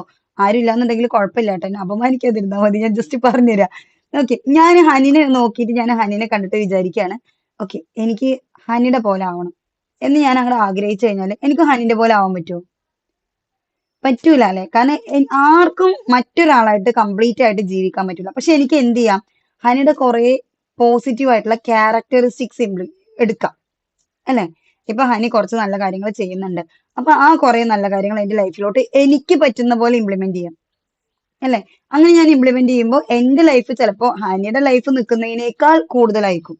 അപ്പൊ ഞാൻ നിങ്ങൾക്ക് കുറെ കാര്യങ്ങൾ പറഞ്ഞു തരുമ്പോൾ അത് എന്റെ ലൈഫിൽ സക്സസ് ആയിട്ടുണ്ടെന്ന് പറഞ്ഞിട്ട് ഞാൻ നിങ്ങൾക്ക് പറയുമ്പോൾ അത് നിങ്ങൾ നിങ്ങൾക്ക് പറ്റുന്നത് പോലെ എടുത്തിട്ട് നിങ്ങൾ നിങ്ങളുടെ ലൈഫിൽ ഇംപ്ലിമെന്റ് ചെയ്താൽ ചിലപ്പോൾ നിങ്ങൾ എന്തായിരിക്കും, നിങ്ങൾ എന്നേക്കാൾ അടിപൊളിയായിരിക്കും, അല്ലെങ്കിൽ എന്റെക്കാൾ നിങ്ങൾ എന്താ പറയാ ആ ഒരു മേഖലയിൽ നിങ്ങൾ നല്ലതായിരിക്കും. അല്ലാതെ തന്നെ നിങ്ങളെ എന്നേക്കാൾ ബെറ്റർ ആയിട്ടുള്ള കുറേ മേഖലകൾ പഠിച്ചു തന്നിട്ടുണ്ടാവും. ഇപ്പൊ എന്നേക്കാൾ ബെറ്റർ ആയിട്ട് ഹനിയുടെ അടുത്തുള്ള കുറേ കാര്യങ്ങൾ ഓൾറെഡി ഉണ്ടാവും. പക്ഷെ അതല്ലാതെ ഞാൻ ഹനിയിൽ നിന്ന് എടുക്കണം എന്ന് വിചാരിക്കുന്ന കുറച്ച് കാര്യങ്ങളാണ് ഞാൻ എടുക്കുന്നുണ്ടാവുക അല്ലെ? ഹനിക്കുള്ള കുറേ ഗുണങ്ങൾ ഹനിയുടെ മാത്രമായിരിക്കും. ചിലപ്പോൾ എനിക്ക് അതൊന്നും ആവശ്യം ഉണ്ടാവില്ല. ഹനിയുടെ 1, 2, 3, 4 ഗുണങ്ങളായിരിക്കും എനിക്ക് ആവശ്യം ഉണ്ടാവുക. അപ്പൊ ആ ഗുണങ്ങളിൽ നിന്ന് ഞാൻ പഠിക്കുകയാണെങ്കിൽ എന്തായിരിക്കും, നല്ലതായിരിക്കും അല്ലെ? അങ്ങനെ അപ്പൊ നമ്മൾ ഇല്ലാത്ത ഒരു ശീലം ഉണ്ട് അല്ലെ? നമ്മൾ ഒരാളെ കണ്ടു കഴിഞ്ഞാല് അയാൾ ഇത്തിരി ഭംഗിയായിട്ട് തോന്നി, അല്ലെങ്കിൽ അയാളെ ചിരി കണ്ടു, അല്ലെങ്കിൽ അയാളുടെ ഡ്രസ്സ് കണ്ട്, ഇത് എന്തെങ്കിലുമൊക്കെ കാണുമ്പോൾ നമുക്ക് അങ്ങോട്ട് ഇഷ്ടമാവാണ് അയാളിനെ, അല്ലെങ്കിൽ അത് നമുക്ക് ഇഷ്ടപ്പെട്ടു നമ്മൾ പറയും അല്ലെ? അതായത് നമ്മുടെ ഫ്രണ്ട്സ് ആണെങ്കിൽ നമുക്ക് ഇഷ്ടമുള്ള ആൾക്കാരോടാണെങ്കിൽ നമുക്ക് ഇഷ്ടമില്ലാത്ത ആൾക്കാരോട് നമ്മൾ പറയും, ഇന്ന് തന്നെ കാണാൻ നല്ല ഭംഗിയുണ്ട് കേട്ടാ, അല്ലെങ്കിൽ നിന്റെ ഡ്രസ്സ് നന്നായിട്ടുണ്ട് കേട്ടാ, നിന്റെ ചിരി നന്നായിട്ടുണ്ട് കേട്ടോ. നമുക്ക് പേഴ്സണൽ ആയിട്ടൊരു അറ്റാച്ച്മെന്റ് ഇല്ലാന്നുണ്ടെങ്കിൽ നമ്മൾ അയാളോട് അത് പറയൂ? പറയൂല അല്ലെ? നമ്മുടെ ഓപ്പോസിറ്റ് നിൽക്കുന്ന ഏതൊരു വ്യക്തിയും നമ്മൾ അപ്രിഷിയേറ്റ് ചെയ്ത് നോക്കാം. കാരണം അയാളിൽ നിന്ന് നമുക്ക് അതുവരെ കിട്ടുന്ന നെഗറ്റീവ് എനർജി മാറിയിട്ട് നമ്മൾ അപ്രിഷിയേറ്റ് ചെയ്യുമ്പോൾ ആ ആൾക്കൊരു പോസിറ്റീവ് എനർജി വരാനുണ്ട്. ആ പോസിറ്റീവ് എനർജി നമുക്കും കിട്ടും. ഇൻഫാക്ട് നമ്മൾ ഒരാളെ അപ്രിഷിയേറ്റ് ചെയ്യുന്ന സമയത്ത് നമ്മൾ എന്താ ചെയ്യുന്നത്, നമ്മുടെ ബ്രെയിനിന് വേണ്ട ഫുഡ് കൊടുക്കുകയാണ്. ഇപ്പൊ ഞാനിപ്പോ ഹനിനെ നോക്കിയിട്ട് ഹനി നിന്റെ ചിരി കാണാൻ സൂപ്പർ ആയിട്ടുണ്ട് കേട്ടോ, ഹനിക്ക് അവിടെ പോസിറ്റീവ് എനർജി കിട്ടി. ആ സമയത്ത് ഹനി ഒന്ന് ചിരിച്ചു കഴിഞ്ഞാൽ ആ പോസിറ്റീവ് എനർജി ഇൻഡയറക്ട്ലി എനിക്കും കിട്ടി. അതേസമയം ഞാനിത് നല്ല സന്തോഷമൊക്കെ ഉണ്ട് പെണ്ണിനെ കാണാൻ, പക്ഷെ ഞാൻ പറയൂല എന്ന് പറഞ്ഞിട്ട് ഞാൻ മസിൽ പിടിച്ച് അവിടെ നിൽക്കുകയാണെങ്കിലോ എനിക്ക് കിട്ടാനുള്ള ഒരു എനർജി എന്തായി, അവിടെ പോയില്ല. ഇസ്ലാമിന്റെ ഒരു ബ്യൂട്ടിഫുൾ ആയിട്ടുള്ള ഒരു കോൺസെപ്റ്റ് ഉണ്ട്. എന്താണ്? മുസ്ലിം മറ്റൊരു മുസ്ലിമിനെ കാണുന്ന സമയത്ത് കൈ കൊടുത്ത് സലാം പറയുന്ന ഒരു കോൺസെപ്റ്റ്. ഈ കൈ കൊടുത്ത് സലാം പറയുന്നതിൽ ബോഡി ലാംഗ്വേജിൽ വളരെ ഇമ്പോർട്ടന്റ് ആയിട്ടുള്ള ഒരു വലിയൊരു ഘടകം തന്നെയാണ്. നമ്മുടെ ബോഡി ലാംഗ്വേജിന്റെ ക്ലാസ് ഇൻഷാല്ല ഇനിയും താല്പര്യം ഉണ്ടെങ്കിൽ എടുക്കാം വെച്ചിട്ട്, കുറച്ചും കൂടെ യങ്സ്റ്റേഴ്സ് വരണം. കാരണം അല്ലാതെ ഈ ബോഡി ലാംഗ്വേജിൽ ഇരിക്കാൻ താല്പര്യമില്ലാത്ത ആൾക്കാരുണ്ടെന്നുണ്ടെങ്കിൽ നമുക്കത് ക്ലാസ് ഭയങ്കര ബോറിംഗ് ആയിരിക്കും. കാരണം എക്സാമ്പിൾസ് ഒക്കെ പറഞ്ഞെടുക്കുമ്പോഴേക്കും ഇത്തിരി ബോറിംഗ് ആയിരിക്കും. അതുകൊണ്ടാണ് ഞാൻ അതിന്റെ അല്ല, സെക്കൻഡ് പാർട്ട് എടുക്കാറ്. അതിന്റെ ഫസ്റ്റ് പാർട്ട് ഞാൻ കണ്ടിരുന്നു, പക്ഷെ എനിക്ക് ഭയങ്കര ഇഷ്ടപ്പെട്ടു. അത് ഞാൻ ഓക്കെ, പിന്നെ ചോദിക്കണമെന്ന് വിചാരിച്ചിരുന്നു സെക്കൻഡ് പാർട്ട്, പിന്നെ ഫ്രീ ഇൻഷാല്ല സെക്കൻഡ് പാർട്ട് ആവുമ്പോഴങ്ങനെ എടുത്തരാം. എടുക്കാന്ന്. ഷേക്ക് ഹാൻഡിന് ഭയങ്കര ഇമ്പോർട്ടൻസ് നമുക്ക് ബോഡി ലാംഗ്വേജിലുണ്ട്. നമ്മൾ കൈ കൊടുക്കുന്ന ഇവിടെ രീതിക്ക് തന്നെ നമുക്ക് ഈ പറയാൻ ലിങ്ക് ഇട്ട് പറ്റും. തരണേ. ക്ലാസ്സിൽ എടുക്കാറുണ്ടോ? ഞാൻ ആ കണ്ടിട്ടില്ല എടുത്തിട്ടുണ്ടല്ലോ. ഇതുവരെയായിട്ടും. ഇല്ല, നിങ്ങൾ ഞാൻ ആ കണ്ടിട്ടില്ല. പ്ലേലിസ്റ്റിലൊക്കെ ഒന്ന് കേറി നോക്കി ആ, ആ, മക്കളെ. ആ, നിങ്ങൾക്ക് ആ, ഞാൻ ആ, പ്ലേലിസ്റ്റ് ആയിക്കോട്ടെ. ബയോയിൽ ഇട്ട് നിൽക്കുന്ന എന്തിനാ, അതിലിട്ട ക്ലാസ്സുകളൊക്കെ ഒന്ന് നോക്കാനല്ലേ. വേണമെന്ന് ആ തോന്നുന്ന ശരി. ക്ലാസ്സെങ്കിലും ഇടയ്ക്കൊന്ന് കേറി നോക്കിങ്ങളെ. എന്താണ് ആ കോയ? Okay okay okay. പ്ലേലിസ്റ്റിലുള്ള കിട്ടുന്നില്ലല്ലോ. പ്ലേലിസ്റ്റ് കിട്ടുന്നില്ലേ? ഇട്ടുതരാം കേട്ടോ. ലിങ്ക് ഇട്ടുതരാം ഇൻഷാ അള്ളാ. ഏ അവിടെയാണല്ലേ. അപ്പൊ നമ്മൾ പറഞ്ഞു തന്നത് പ്രോസസ് ചെയ്ത് വരുമ്പോ അതിന്റെ രൂപം ഭാവം എല്ലാം മാറും അല്ലെ.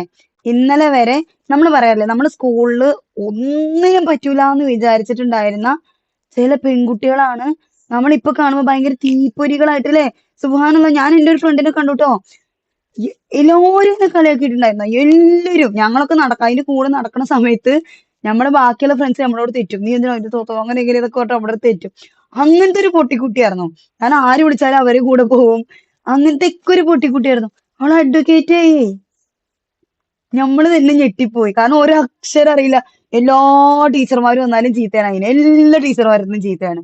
അങ്ങനെ നടന്നിട്ടുണ്ടായിരുന്ന ഒരു കുട്ടി ഇപ്പൊ അഡ്വക്കേറ്റ് ആണ്. ഫേസ്ബുക്കിൽ ഞാൻ ഓളെ പ്രൊഫൈൽ കണ്ടപ്പോ സുബ്ഹാനല്ലാഹ് ഞെട്ടിപ്പോയി.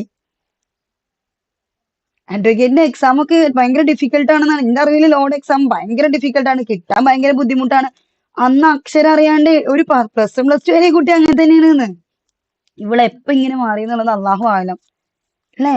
അപ്പൊ ആ കുട്ടി ആ ഒരു സ്റ്റേജിൽ എത്താൻ വേണ്ടി എത്ര മാത്രം സ്ട്രഗിൾ ചെയ്തിട്ടുണ്ടാവും. ഞാൻ അതാണ് ആലോചിച്ചേട്ടോ.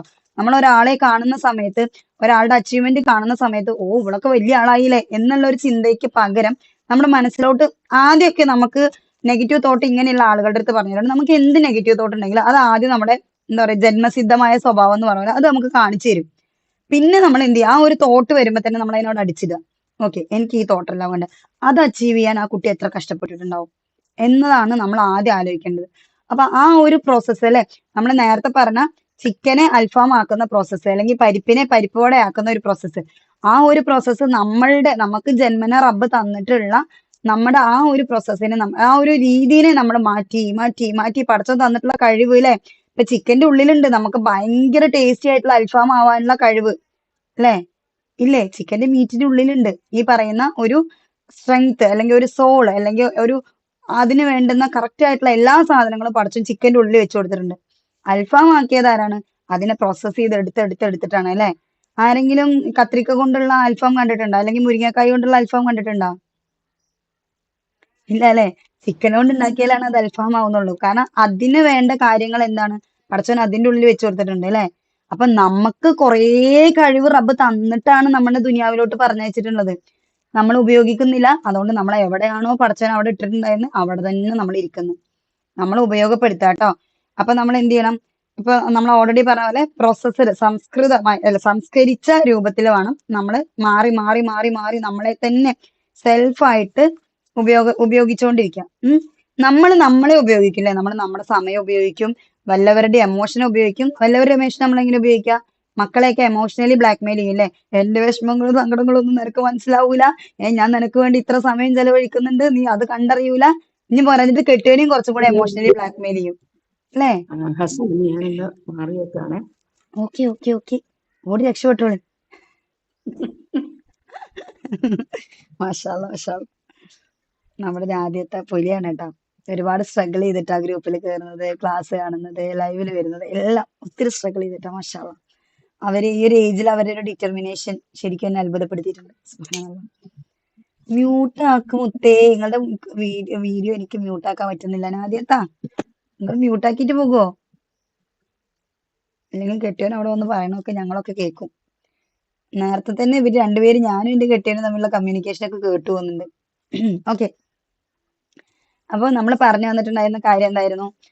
നമുക്ക് വില ഉണ്ടാക്കാൻ വേണ്ടിയിട്ട്, നമുക്ക് വില ഉണ്ടാവണം എന്നുണ്ടെങ്കിൽ നമ്മൾ മറ്റുള്ളവരെ ഉപയോഗിച്ചാൽ മാത്രം പോരാ അല്ലെ. നമ്മൾ മറ്റുള്ളവരെ ഉപയോഗിക്കുന്നത് എന്തുകൊണ്ടാ? അവർക്ക് വിലയുള്ളതുകൊണ്ടാ. ഇപ്പൊ എന്റെ കെട്ടിയവന്റെ സ്നേഹം എനിക്ക് വേണമെന്നുണ്ടെങ്കിൽ മൂപ്പർക്ക് എന്റെ മുമ്പിൽ നല്ല വിലയുള്ളതുകൊണ്ടാ. ആളുടെ സ്നേഹം എനിക്ക് ആവശ്യമില്ല എന്നുണ്ടെങ്കിൽ ആളിത് വാരിക്കോരി തന്നിട്ട് വല്ല കാര്യമുണ്ടോ? എനിക്ക് വിലയില്ല എന്നുണ്ടെങ്കിൽ എന്തെങ്കിലും കാര്യമുണ്ടോ? കാര്യമില്ല അല്ലെ. സോ നമുക്ക് വാല്യൂ ഉണ്ടാവണം എന്നുണ്ടെങ്കിൽ മറ്റുള്ളവർ നമ്മളെ കുറച്ച് ഉപയോഗിക്കാൻ കൂടെ നമ്മൾ കൊടുക്കണം. നമ്മുടെ ക്വാളിറ്റി ടൈം മറ്റുള്ളവർക്ക് ഉപയോഗപ്പെടുത്താൻ കൊടുക്കണം. മറ്റുള്ളവരെ നമ്മളെ സഹായിക്കണം. നമ്മൾ തുടങ്ങിയ കാര്യം അല്ലെ, സ്വതക്ക വളരെ വലിയൊരു രീതിയാണ്. ഇസ്ലാം നമുക്ക് പറഞ്ഞിട്ടുണ്ട്, ഒരാളിനെ ഒരു പുഞ്ചിരി കൊണ്ടെങ്കിലും സഹായിക്കുക എന്ന് പറഞ്ഞിട്ടുണ്ട് അല്ലെ. അപ്പൊ ഒരു പുഞ്ചിരി കൊണ്ടെങ്കിലും നമ്മളെ മറ്റുള്ളവർക്ക് ഉപയോഗപ്പെടുത്താൻ വേണ്ടി നമ്മൾ വില്ലിങ് ആണെന്നുള്ളതാ. നമുക്ക് എത്രങ്ങാനും ഫ്രീ സമയം കിട്ടുന്നുണ്ട് അല്ലെ? നമുക്കറിയോ നമ്മൾ എത്രമാത്രം സമയം ഫ്രീ ആയിട്ട് ഇരിക്കുന്നുണ്ടെന്ന്? ആ ഒരു സമയം നമ്മൾ നമ്മുടെ മനസ്സിൽ ചിന്തിക്കുക, നമ്മൾ എഴുതി വെക്കുക നമ്മുടെ സമയത്തെ. നാളെ പഠിച്ച നമ്മുടെ സമയത്തെ ചോദ്യം ചെയ്യുന്ന പറയുന്നത്. അപ്പൊ നമ്മൾ വേസ്റ്റ് ആക്കി കളയുന്ന എത്ര സമയം ഉണ്ട് എന്നുള്ളതൊന്ന് കണ്ടുപിടിക്കുക. ഇനി നമ്മൾ ഓൾറെഡി സമയം ഉപയോഗിക്കുന്ന ആൾക്കാരായിരിക്കില്ല, എന്താ പറയാ, 24 മണിക്കൂറും പട്ടി കുരയ്ക്കുന്നുണ്ട് എന്നാ പട്ടിക്ക് പ്രത്യേകിച്ച് പണിയില്ലാന്നോ, അങ്ങനെ എന്തൊക്കെയോ ഒരു ചൊല്ലൊക്കെ ഉണ്ട് ഞങ്ങളുടെ നാട്ടില്. അതിന് വേറെ എന്തെങ്കിലും മോഡലാണോ പറയാന്ന് എനിക്കറിയില്ല കേട്ടോ. പഴഞ്ചൊല്ല് കുറച്ചും കൂടെ പഴകണം തോന്നുന്നുണ്ട്, നേരെ ചൊവ്വേ വഴങ്ങാനായിട്ട്. നമ്മൾ ഫുൾ ടൈം പണിയുന്നുണ്ട്, എന്നാല് നമ്മൾ ചെയ്ത പണികളൊന്നും കാണാനുമില്ല. അങ്ങനത്തെ കുറെ ടീമുകൾ ഉണ്ടാവും അല്ലേ? ഇപ്പൊ നമ്മൾ ജേർണൽ ചെയ്യുന്നോണ്ടൊക്കെ നമുക്ക് അറിയാൻ പറ്റും കേട്ടോ, നമ്മൾ നമ്മുടെ സമയം എത്ര എവിടെയൊക്കെ ചെലവഴിച്ചു എന്നുള്ളത്. ചിലപ്പോൾ നമുക്ക് 5 മിനിറ്റ് കൊണ്ട് ചെയ്യാനുള്ള പണീനെ ആയിരിക്കും നമ്മൾ പാട്ട് വെച്ചിട്ട് അല്ലെങ്കിൽ അടുത്ത ക്ലാസ് വെച്ചിട്ട് അല്ലെങ്കിൽ വല്ലവരത്തും പകുതി വർത്താനം പറഞ്ഞിട്ടൊക്കെ പാടെ നമ്മൾ തീർക്കുന്നുണ്ടാവുക. അങ്ങനെ ആയിരിക്കും. നമ്മൾ എന്ത് പറയും, അരമണിക്കൂർ നമ്മളെ പാത്രം കഴുകൽ തന്നെ എടുക്കാം. 1 മണിക്കൂർ ഞാൻ പാത്രം കഴുകി. നമ്മൾ കഴുകാണ്ടായിരുന്ന പാത്രത്തെ ഒന്ന് മൈൻഡിലോട്ട് കൊണ്ടുവന്നാല് ഈ സാധനം കഴുകാനാണോ, സുബ്ഹാനല്ലാഹ് ഞാൻ 1 മണിക്കൂർ എടുത്തേന്നായിരിക്കും നമ്മുടെ മനസ്സിലുണ്ടാവുക അല്ലെ? അതെന്താണ്? മൈൻഡ്ഫുൾനെസ് അല്ലാത്തതുകൊണ്ട്, മൈൻഡ്ഫുൾ ആയിട്ട് നമുക്ക് കാര്യങ്ങൾ ചെയ്യാൻ പറ്റാത്തതുകൊണ്ട് അല്ലെ? അപ്പൊ എവിടെയാണ് നമ്മുടെ സമയം പോകുന്നതെന്നുള്ളത് നമ്മൾ നോക്കാനായിട്ട് പറ്റണം. പിന്നെ നമ്മൾ ചെയ്യാനുള്ള വേറൊരു കാര്യം, നമ്മുടെ സമയത്തെ ക്വാളിറ്റി ആയിട്ട് ഉപയോഗപ്പെടുത്തി നമ്മുടെ കഴിവുകളെ, അല്ലെ, നമുക്കൊരു പാഷൻ ഉണ്ടാവണം. എന്തെങ്കിലും ഒരു പാഷൻ ഉണ്ടാവും. ചിലപ്പോൾ നമ്മൾ ഇതുവരെ നമുക്ക് അറിയാത്ത, നമ്മൾ ചെയ്ത് നോക്കിയിട്ടില്ലാത്തായിരിക്കും നമ്മുടെ പാഷൻ ഉണ്ടാവുക. ചിലർ പറയും എനിക്ക് യൂട്യൂബ് ചാനൽ തുടങ്ങണം എന്ന് ആഗ്രഹമുണ്ട്, പക്ഷെ എനിക്ക് പേടിയാഴ്ച ഭയങ്കര മടിയാണ് എന്നൊക്കെ പറയും. പക്ഷെ അത് തുടങ്ങി കഴിയുമ്പോഴായിരിക്കും അത് പാഷനായിട്ട് മാറും അല്ലേ? ചിലർക്ക് സ്വിമ്മിങ് ഭയങ്കര പാഷനായിരിക്കും. വെള്ളത്തിലേ ഇറങ്ങാത്ത ഒരാൾക്ക് സ്വിമ്മിങ് പാഷനായിട്ട് കിട്ടുമോ? കിട്ടുമോ? ചിലർക്ക് ടൈലറിങ്, ഫാഷൻ ഡിസൈനിങ് ഭയങ്കര ഇഷ്ടമുള്ള ഒരു കാര്യമായിരിക്കും. ആരെങ്കിലും ചെയ്യുന്നതൊക്കെ കണ്ടിട്ട് ഭയങ്കര ഇഷ്ടമായിരിക്കും. നമ്മുടെ ഇത് പാഷൻ ആണോ അല്ലേന്ന് നമുക്കറിയണമെന്നുണ്ടെങ്കിലോ അറ്റ്ലീസ്റ്റ് ഒരു ഫ്രോക്കെങ്കിലും തയ്ച്ചു നോക്കണം അല്ലേ? എന്നാലേ നമുക്കിത് നമ്മുടെ പാഷൻ ആണോ അല്ലേ എന്നുള്ളത് ഫൈൻഡ് ഔട്ട് ചെയ്യാൻ പറ്റുള്ളൂ. നമ്മൾ ഒരിക്കലും ചെന്നെത്താത്ത ഒരു മേഖല നമ്മുടെ പാഷൻ ആണോ അല്ലേന്ന് നമുക്ക് ഇവിടെ ഇരുന്ന് നോക്കി അറിയാൻ പറ്റുമോ? Try it out. നിങ്ങൾക്ക് ഒരു ഇൻട്രസ്റ്റ് തോന്നുന്ന കാര്യം. ചിലർക്ക് റൈഡ് ആയിരിക്കും, ഒരു ബൈക്ക് എടുത്തിട്ട് കറങ്ങാൻ പോകുന്നതായിരിക്കും പാഷനായിട്ട് ഉണ്ടാവുക, ആക്കാൻ പറ്റുന്ന കാര്യം ഉണ്ടാവുക. ഒട്ടും മോശമുള്ള ഒരു കാര്യമില്ല. നമുക്ക് വണ്ടി ഓടിക്കാൻ അറിയുന്നുണ്ടെങ്കിൽ ഏത് പ്രായത്തിലും പോകാം. 10-60 വയസ്സായ ഉമ്മമാരൊക്കെ ബൈക്ക് ഓടിക്കണം കാണുമ്പോൾ കൊതിയാവും. അവരുടെ പാഷൻ അതാണ്. മാഷാ അള്ളാ, അതെടുത്തിട്ട് പോവന്നെ. അപ്പൊ ആ ഒരു പാഷൻ ആണെന്ന് അവർക്ക് എങ്ങനെ മനസ്സിലായിണ്ടാവുക? വണ്ടി ഓടിക്കാൻ ആദ്യം പഠിച്ചിട്ടുണ്ടാവും അല്ലെ? വണ്ടി കാണുമ്പോൾ പേടിച്ച് വീട്ടിലിരുന്ന് അവരുടെ പാഷൻ അവർക്ക് ഫൈൻഡ് ഔട്ട് ചെയ്യാൻ പറ്റിയിട്ടുണ്ടാവോ? ഒരിക്കലും ഇല്ല അല്ലെ? വണ്ടി ഓടിക്കാൻ പഠിച്ചിട്ടുണ്ടാവും, അതെടുത്ത് 1-2 തവണ പുറത്ത് പോയിട്ടുണ്ടാവും, ചിലപ്പോൾ അടുത്തുള്ള അങ്ങാടി പോയിട്ടുണ്ടാവും, കവലയിൽ പോയിട്ടുണ്ടാവും, എന്നിട്ട് തിരിച്ചു വന്നിട്ടുണ്ടാവും. പിന്നെ അവരുടെ അത്യാവശ്യ കാര്യങ്ങൾക്ക് അവർ അതെടുത്ത് പോയിട്ടുണ്ടാവും. പിന്നെ അത് അവർക്ക് ഒരു ക്രേസ് ആയി ഉണ്ടാവും. പിന്നെ ആവശ്യമില്ലാത്തടത്തേക്ക് ഇത് എടുത്ത് പോകാൻ തുടങ്ങിയിട്ടുണ്ടാവും. അപ്പോഴായിരിക്കും അവർ മനസ്സിലാക്കിയിട്ടുണ്ടാവുക ഞാൻ ഏറ്റവും ഹാപ്പി ആയിട്ടിരിക്കുന്നത് ഈ പണി ചെയ്യുമ്പോഴാണ്. So I have found out my happiness അല്ലെങ്കിൽ പാഷൻ എന്നുള്ളൊരു അവസ്ഥയിലേക്ക് അല്ലെ? അപ്പൊ ഞാൻ ഒരു കാര്യം പറയാം, എനിക്ക് ഇങ്ങനെ ക്ലാസ് എടുക്കുമ്പോൾ മോട്ടിവേഷൻ കാര്യങ്ങൾ പറഞ്ഞു തരുമ്പോൾ അതിൽ നിന്ന് മറ്റുള്ളവർ എൻ്റെ അടുത്ത് വന്നിട്ട് ഐഷ ഇത് ഉപകാരപ്പെട്ടു കിട്ടോ എന്നൊക്കെ പറയുമ്പോൾ ഞാൻ മനസ്സറിഞ്ഞ് പറയുന്ന ഒരു ഹംദുണ്ട്, അൽഹംദുലില്ലാ. കാരണം നിങ്ങൾ അത് എൻ്റെ അടുത്ത് ഷെയർ ചെയ്യുന്ന സമയത്ത് എനിക്ക് ഉണ്ടാവുന്ന ഒരു എനർജി ഉണ്ട്. കാരണം ഒരാൾ വിഷമത്തിൽ കിടക്കുന്നു, ആ വിഷമം അൽഹംദുലില്ലാ അവരുടെ ആ പ്രോബ്ലം അവിടെ സോൾവ് ആവുന്നു. അതിനൊരു കടുക് മണിയോളം എങ്കിലും ഞാനൊരു നിമിത്തമാവുന്നു എന്നുണ്ടെങ്കിൽ അതെനിക്ക് വല്ലാത്തൊരു ലഹരി തരുന്നുണ്ട്. അൽഹംദുലില്ലാ. സോ ഞാൻ അവിടെ കണ്ടുപിടിച്ചു അതാണ് എന്റെ പാഷൻ. ഓക്കെ, അത് ഞാൻ ആദ്യം കണ്ടുപിടിച്ചത് യൂട്യൂബിൽ നിന്നാണ് കേട്ടോ. എനിക്ക് ആ കാര്യത്തിൽ യൂട്യൂബിനോട് ഒരുപാട് നന്ദിയുണ്ട്. എന്റെ എല്ലാ സബ്സ്ക്രൈബേഴ്സിനും നന്ദി ഉണ്ടെന്ന് വേണമെങ്കിൽ പറയാം. കാരണം ഒരുപാട് ആൾക്കാർ കുറെ കാര്യങ്ങൾ മാറി അങ്ങനെ ഇങ്ങനെ എന്നൊക്കെ എനിക്ക് മെസ്സേജ് ചെയ്യാൻ തുടങ്ങിയപ്പോഴാണ് ഓക്കെ കൊള്ളാലോ, നമ്മൾ പറഞ്ഞു കൊടുക്കുന്ന കാര്യങ്ങൾ കൊണ്ട് ആൾക്കാർക്ക് കുറെ മാറ്റങ്ങളൊക്കെ ഉണ്ടാ. അങ്ങനെ ഈ സാധനം ബൾബ് എന്റെ തലന്റെ മേലെ മിന്നിയത്. ഓക്കെ, മറ്റേ നമ്മൾ പഠിച്ചിട്ട് ഞാൻ പഠിക്കുന്ന എന്റെ ലൈഫിൽ ഇംപ്ലിമെന്റ് ചെയ്യുന്നു എന്നുള്ളത്, അല്ലാണ്ട് മറ്റുള്ളവർക്ക് വലിയ ഉപകാരമൊന്നും ഉണ്ടായിരുന്നില്ല.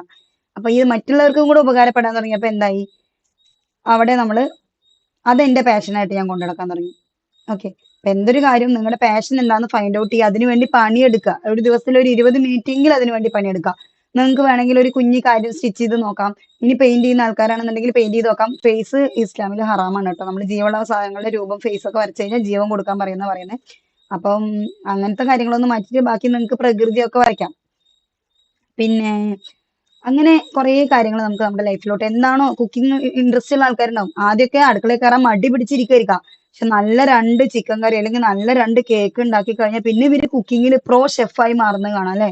എനിക്കുണ്ട് ഒരു ഫ്രണ്ട് സജ്ജന എന്ന് പറഞ്ഞിട്ട്, പട്ടാമ്പിക്കാരിയാണ്. എന്റെ ഓർമ്മ ശരിയാണെങ്കിൽ പട്ടാമ്പിക്കാരിയാണ്. എന്റെ പൊന്നെ, ഒരു കേക്ക് ഉണ്ടാക്കിയത് അപ്പുറത്തെ വീട്ടിലത്തെ കുട്ടിക്ക്, വെറുതെ ഫ്രണ്ടിന്റെ കുട്ടിക്ക്. ഇപ്പൊ അവള് പ്രൊഫഷണൽ ബേക്കറാണ്. മാസം 10-40,000 രൂപ ഉണ്ടാക്കുന്നുണ്ട്. സുബ്ഹാനല്ലാഹ്. ഡെയിലി ഓർഡറാ. ഫ്രിഡ്ജിൽ വേറൊരു സാധനം ഇവിടെ വെക്കാൻ സമ്മതിക്കില്ല. 2 ഫ്രിഡ്ജ് ഉണ്ട്, ഇതിലൊക്കെ നിറയെ കേക്കാ. ദിവസം ഓർഡറാ. അവിടെ കൊറോണയും പ്രശ്നമില്ല, മഴക്കാലം പ്രശ്നമില്ല, വേനൽക്കാലം പ്രശ്നമില്ല. എന്താ മഴക്കാലാണെങ്കിലും നമ്മൾ മക്കളുടെ ബർത്ത്ഡേ കഴിക്കാൻ കേക്ക് വാങ്ങിച്ചുകൊണ്ടിരിക്കുകയാണേ. കേക്കിനാണെങ്കിൽ ഒടുക്കത്തെ ടേസ്റ്റ് ആണെന്നാ പറയുന്നത്. എല്ലാവരുടെയും റിവ്യൂ ഇവിടെ ഇങ്ങനെ സ്റ്റാറ്റസ് വെക്കും. കേൾക്കുമ്പോ നമ്മുടെ വായിൽ കൊതി ഊറും ഒന്ന് കഴിച്ചു നോക്കാൻ എന്നൊക്കെ. എവിടെ ദൂരല്ലേ, നിവൃത്തിയില്ല. ഇൻഷാ അള്ളാ ക്ഷണിക്കുന്നുണ്ട്, ഒരു ദിവസം പോയിട്ട് കേക്ക് മാത്രം തിന്നിട്ട് വരണം. അങ്ങനെയൊക്കെ വിചാരിക്കുന്നുണ്ട് ഇൻഷാ അള്ളാ. പിന്നെ നമ്മുടെ വാല്യൂ കൂട്ടാൻ പറ്റുന്ന വേറൊരു കാര്യമാണ്, നമ്മുടെ കഴിവ് വർദ്ധിപ്പിക്കുന്ന കാര്യം പറഞ്ഞു അല്ലെ. നമ്മുടെ വാല്യൂ കൂട്ടാൻ പറ്റുന്ന വേറൊരു കാര്യമാണ് എന്ത്? ഡിമാൻഡ് ഉണ്ടാക്കുക. സ്കാസിറ്റി ഓഫ് റിസോഴ്സസ് എന്നൊക്കെ പറഞ്ഞിട്ട് എക്കണോമിക്സ് ഒക്കെ പഠിച്ച ആൾക്കാർ ആരെങ്കിലും ഒക്കെ ഉണ്ടോ? അതിൽ തന്നെയല്ലേ പറയുന്നത്? എന്റെ ഓർമ്മ ശരിയാണെങ്കിൽ അതിലാണ് കേട്ടോ പറയുന്നത്. അല്ലേ, റെക്കോർഡിംഗ് കേൾക്കുമ്പോൾ അറിയാം. എക്കണോമിക്സിൽ തന്നെയാണ് പറയുന്നത് സ്കാസിറ്റി ഓഫ് ആ, ഗുഡ്സ്. ഡിമാൻഡ് ആൻഡ് സപ്ലൈ എന്ന് പറയുന്ന ഒരു തിയറി ഉണ്ട്. നമുക്ക് എന്താണ് ഡിമാൻഡ് ഉള്ളിടത്തേ നമ്മുടെ സപ്ലൈ ഉണ്ടാവുള്ളൂ അല്ലേ? എങ്കിലേ നമ്മളിപ്പോ എന്താ പറയാ, സ്റ്റോക്ക് ഔട്ട് ആവുമ്പോൾ സ്റ്റോക്ക് ഔട്ട് ആവുന്ന പ്രൊഡക്റ്റ് എന്താണ്? ഡിമാൻഡ് ഉള്ള പ്രൊഡക്റ്റ് ആയിരിക്കും അല്ലേ? നമുക്ക് ഡിമാൻഡ് ഉണ്ടാവണമെങ്കിൽ എന്ത് വേണം? നമുക്ക് അതിനുള്ള ക്വാളിറ്റി ഉണ്ടാവണം. നമ്മുടെ ആവശ്യത്തിനും ആവശ്യമില്ലാത്തടത്തും എല്ലാവരുടെയും പോയി അഭിപ്രായം പറഞ്ഞ് അല്ലെ. ചിലർക്കുള്ള സ്വഭാവമാണ് കുടുംബത്തിൽ ഇങ്ങനെ ഇരിക്കുന്നുണ്ടാവും. ആ കുടുംബം മീറ്റില് അവരായിരിക്കണം സെന്റർ ഓഫ് അട്രാക്ഷൻ. അതൊരു ആഗ്രഹമായിരിക്കും, അതൊരു തെറ്റല്ല കേട്ടോ. പക്ഷെ ചുമ്മാ ഇരിക്കുന്നിടത്ത് ഒരു അഭിപ്രായം പറയും, അട്രാക്ഷൻ. അത് ലാസ്റ്റ് എന്താവും? അവരെ തന്നെ പാമ്പായി വന്ന് കുത്തും. എന്നിട്ട് പിന്നെ വിചാരിക്കും, ഞാനിപ്പോ എന്തിനാ അത് പറഞ്ഞത്, എനിക്കത് പറയേണ്ട ഒരു ആവശ്യം ഉണ്ടായിരുന്നില്ല എന്ന് പറയും. വെറുതെ ഇരിക്കും പറയുന്നുണ്ടാവാം. അതായത് വെറുതെ ഇരുന്നിട്ട് സ്വന്തം അഭിപ്രായം പറഞ്ഞുകൊണ്ടിരിക്കും. അങ്ങനെ പറയുന്ന ആൾക്കാരുണ്ടാവും. നിങ്ങൾ ശ്രദ്ധിച്ചാൽ മനസ്സിലാവും, നിങ്ങളുടെ കുടുംബത്തിൽ തന്നെ ഉണ്ടാവും കുറെ ആൾക്കാർ. ചുമ്മാ ഇരിക്കെ എന്നിട്ട് ഇങ്ങനെ ഡിസ്കസ് ചെയ്യും. എന്റെ കുട്ടീനെ ഞാൻ 18 വയസ്സാകുമ്പോഴേ കെട്ടിച്ചെടുക്കുള്ളൂ, അല്ലെങ്കിൽ എനിക്ക് എന്റെ കോൺസെപ്റ്റിൽ എന്റെ കുട്ടിക്ക് 21 വയസ്സിൽ കല്യാണം കഴിച്ചു കൊടുത്താൽ മതി എന്നാണ്, എന്റെ കുട്ടിയുടെ കല്യാണം ഇങ്ങനെ ഇങ്ങനെ ഇങ്ങനെ ആവണം എന്നാണ് എനിക്ക് ആഗ്രഹം. എന്താ പറയാ, ചിലപ്പോ പറയുന്നത് മൊത്തം മണ്ടത്തരം ആയിരിക്കും ട്ടോ. അതും വേറെ വിഷയം. നമുക്ക് കേൾക്കുമ്പോൾ സ്വാഭാവികമായിട്ടും എതിർക്കാൻ തോന്നുന്ന തരത്തിലുള്ള കാര്യങ്ങളായിരിക്കാം പറയുന്നുണ്ടാവുക. കാരണം 18 വയസ്സിൽ കല്യാണം കഴിപ്പിച്ചു കൊടുത്തില്ല എന്നുണ്ടെങ്കിൽ എന്താ പറയാ, അവര് പിന്നെ ഇങ്ങനെ പ്രേമം ബാക്കിയുള്ള കാര്യങ്ങൾ എന്നൊക്കെ പറഞ്ഞിട്ട് പോകുന്നത് കണ്ടില്ലേ, അപ്പൊ ഞാൻ നേരത്തെ കാലത്ത് കെട്ടിച്ചെടുക്കും അങ്ങനെ ഇങ്ങനെയെന്നൊക്കെ പറഞ്ഞിട്ട് ചിലപ്പോൾ നമുക്ക് തീരെ സഹിക്കാൻ പറ്റാത്ത കുറെ മണ്ടത്തരങ്ങളും ചേർത്തിട്ടൊക്കെ പറയുന്ന ആൾക്കാരുണ്ടാവും അല്ലേ. എന്നുവെച്ചാൽ 18 വയസ്സിൽ പെൺകുട്ടികളെ കല്യാണം കഴിച്ചു കൊടുക്കുന്നത് ഒരു ക്രിമിനൽ ഒഫൻസ് ആണെന്നല്ല കേട്ടോ ഞാൻ പറഞ്ഞതിന്റെ അർത്ഥം. പക്ഷെ എന്റെ ഒപ്പീനിയനിൽ മക്കൾ എപ്പോഴാണോ മെന്റലി ഫിസിക്കലി പ്രിപ്പയർഡ് ആവുന്നത് ആ ഒരു സമയം, ഞാൻ അങ്ങനെ പ്രായം പറയില്ല, നിങ്ങളുടെ മക്കള് അവര് മെന്റലി ഫിസിക്കലി ആൻഡ് എമോഷണലി എപ്പോഴാണ് പ്രിപ്പയർഡ് ആവുന്നത് അതാണ് സമയം. അല്ലാതെ അവരുടെ കരിയർ ബിൽഡ് ചെയ്യാൻ വേണ്ടിയിട്ട് കല്യാണം നീട്ടിക്കൊണ്ടാവണം എന്നുള്ള ഒരു ഒപ്പീനിയനും എനിക്കില്ല കേട്ടോ. കാരണം കല്യാണം കഴിഞ്ഞാലും നമ്മൾ തയ്യാറാവണം. നമ്മുടെ മക്കൾക്ക് വേണ്ട ഫണ്ട് അഥവാ അവർക്ക് കിട്ടാതെ വന്നു കഴിഞ്ഞാൽ അവരെ പഠിപ്പിക്കാനുള്ള ഫണ്ടും കൂടെ മാറ്റി വെച്ചിട്ട് നമ്മൾ കല്യാണം കഴിപ്പിച്ച് അയക്കുകയാണെന്നുണ്ടെങ്കിൽ നോ പ്രോബ്ലം. കാരണം അവരെപ്പോഴും നമ്മുടെ കുട്ടികളാണ്. കെട്ടിയതിന്റെ വീട്ടിൽ പോയാലും നമ്മുടെ കുട്ടികളാണ്, ബാക്കിയുള്ളവരെ വീട്ടിൽ പോയാലും നമ്മുടെ കുട്ടികളാണ്. നമ്മുടെ ഉത്തരവാദിത്തം വേറൊരാളെ കൂടെ പറഞ്ഞയച്ചു കഴിഞ്ഞാൽ അവസാനിക്കില്ല എന്നൊരു തീരുമാനം നമ്മൾ എടുത്തിട്ടുണ്ടെങ്കിൽ ഏത് പ്രായത്തിലാണോ നിങ്ങളുടെ മക്കൾ ആഗ്രഹിക്കുന്നത് ആ പ്രായത്തിൽ നമുക്ക് നമ്മുടെ മക്കളെ കല്യാണം കഴിപ്പിച്ചയക്കാം. അതാണ് അവിടെയാണ് കാര്യം. കാരണം അവര് മെന്റലി പ്രിപ്പയർഡ് ആവണം, അവർ എമോഷണലി പ്രിപ്പയർഡ് ആവണം, അവർ ഫിസിക്കലി പ്രിപ്പയർഡ് ആവണം. ഇത് മൂന്നും കല്യാണം കഴിപ്പിച്ചെടുക്കുന്ന കാര്യത്തിൽ ഭയങ്കര മാൻഡേറ്ററി ആയിട്ടുള്ള കാര്യമാണ്. അല്ലാണ്ട് അതിനൊരു ഏജ് വെച്ച് ബാർ ചെയ്യുന്നതിനോട് എനിക്ക് പേഴ്സണലി യാതൊരു അഭിപ്രായവും ഇല്ലാത്തൊരു കാര്യമാണ് കേട്ടോ. കാരണം 18 വയസ്സിൽ പിടിച്ച് കെട്ടിച്ചു കൊടുത്ത് ചിലപ്പോൾ അവര് പറയുന്നത് ഇതാണ്, ബാക്കി ഭർത്താവ് നോക്കിക്കോളും, ബാക്കി ഭർത്താവ് നോക്കിക്കോളും എന്നുള്ളൊരു സിസ്റ്റം എന്റെ ഒരു കഴിവിലേ ഇല്ല. ഒന്നല്ലെങ്കിൽ അവളെ നോക്കണം, അല്ലെങ്കിൽ അവളെ നമ്മൾ നോക്കണം. ഇത് രണ്ടും അല്ലാതെ ഭർത്താവ് അവളെ ഒരു പ്രൊവൈഡർ ആണ് എന്നുള്ളതുകൊണ്ട് അയാള് ഓക്കെ ഞാൻ തൃപ്തിപ്പെട്ട് എന്റെ ഭാര്യയ്ക്ക് ഞാൻ കൊടുക്കുന്നു, അല്ലെങ്കിൽ അള്ളാഹ്ക്ക് വേണ്ടി ഞാൻ എന്റെ ഭാര്യയ്ക്ക് പ്രൊവൈഡ് ചെയ്യുന്നു എന്നുള്ളൊരു അവസ്ഥയിൽ ഭർത്താവ് കൊടുക്കുന്നിടത്തോളം കാലം ഭർത്താവ് ഈസ് ഫൈൻ. അതല്ലാതെ അയാൾ കൊടുക്കാത്തൊരു സാഹചര്യം ഉണ്ടെങ്കിൽ നമ്മൾ കേസ് എടുത്ത് ബാക്കിയുള്ളത് കൊടുത്ത് അങ്ങനെയൊക്കെ വാങ്ങിച്ചു കൊടുക്കുന്നത് തെറ്റല്ല, വാങ്ങിച്ചു കൊടുക്കുന്നതും നല്ലതാണ്. പക്ഷെ ആ ഒരു സിറ്റുവേഷനിലൊക്കെ പോകുമ്പോഴേക്കും നമ്മുടെ മക്കൾ ഒരുപാട് എമോഷണലി സ്ട്രഗിൾ ചെയ്യും. നമ്മുടെ പെൺകുട്ടികൾ ആ ഒരു അവസ്ഥ ഉണ്ടാവരുത്. ഭർത്താവിന്റെ അടുത്ത് നമുക്ക് ഈ പറയുന്ന സാധനങ്ങളൊക്കെ വാങ്ങിച്ചു കൊടുക്കാൻ പറ്റും, പക്ഷെ അതൊന്നും നമ്മുടെ കുട്ടികളുടെ ഒരു കാര്യത്തെയും ബാധിക്കാൻ പാടില്ല. എന്തായിരിക്കണം, അവർ ഇൻഡിപെൻഡന്റ് ആയിരിക്കണം. അല്ലെങ്കിൽ അവർ ഇൻഡിപെൻഡന്റ് അല്ലാന്നുണ്ടെങ്കിൽ നമുക്ക് പ്രൊവൈഡ് ചെയ്യാൻ കഴിയണം, അവരുടെ ലൈഫ് സെറ്റിൽ ആക്കി കൊടുക്കാൻ പറ്റണം. 18 വയസ്സിൽ കെട്ടിച്ചു കൊടുത്തോ, നിങ്ങൾക്ക് 25 വയസ്സ് വരെ കെട്ടിയാൻ പഠിപ്പിക്കുന്നെങ്കിൽ പഠിപ്പിക്കട്ടെ, അവൻ പഠിപ്പിച്ചില്ലെങ്കിൽ ഞാൻ പഠിപ്പിക്കും എന്നുള്ളൊരു സ്റ്റാൻഡിലോട്ട് നിങ്ങൾക്ക് എത്താൻ, അവൾക്കൊരു ജോലി ആവുന്നവരെ പറ്റും എന്നുള്ളൊരു അവസ്ഥയിലാണെങ്കിൽ 18 വയസ്സിൽ കെട്ടിച്ചു കൊടുക്കാൻ നോ പ്രോബ്ലം. 18 വയസ്സിൽ കെട്ടിച്ചു കൊടുത്തു കഴിഞ്ഞാൽ എന്റെ എല്ലാ ഉത്തരവാദിത്വം തീർന്നല്ലോ, ഹായ് ഹായ് ഹായ് സുഖായി എന്ന് പറയുന്ന അവസ്ഥ ഉണ്ടാവരുത് എന്നുള്ളൂ. അപ്പൊ അങ്ങനെയൊക്കെ കുറെ മണ്ടത്തരങ്ങൾ പലരും ഇരുന്ന് പറയും. എനിക്ക് നല്ല ഒബ്ജക്റ്റഡ് ആയിട്ടുള്ള അല്ലെങ്കിൽ എനിക്ക് റിയാക്ട് ചെയ്യാൻ തോന്നുന്ന ഒരു വാലിഡ് പോയിന്റ് ആയിരുന്നു ഒരു സഭയിൽ ഇരുന്നിട്ട് ഒരാൾ പറഞ്ഞ ഈ ഒരു പോയിന്റ്. എനിക്ക് കുറെ കാര്യങ്ങൾ പറഞ്ഞു കൊടുക്കാണ്ടായിരുന്നു, പക്ഷെ ഞാനൊന്നും പറഞ്ഞില്ല, മിണ്ടാതിരുന്നു. ഓക്കെ, ചുമ്മാ അങ്ങനെ കേട്ടിട്ട് ഇങ്ങനെ ചിരിച്ചുകൊണ്ടിരുന്നു.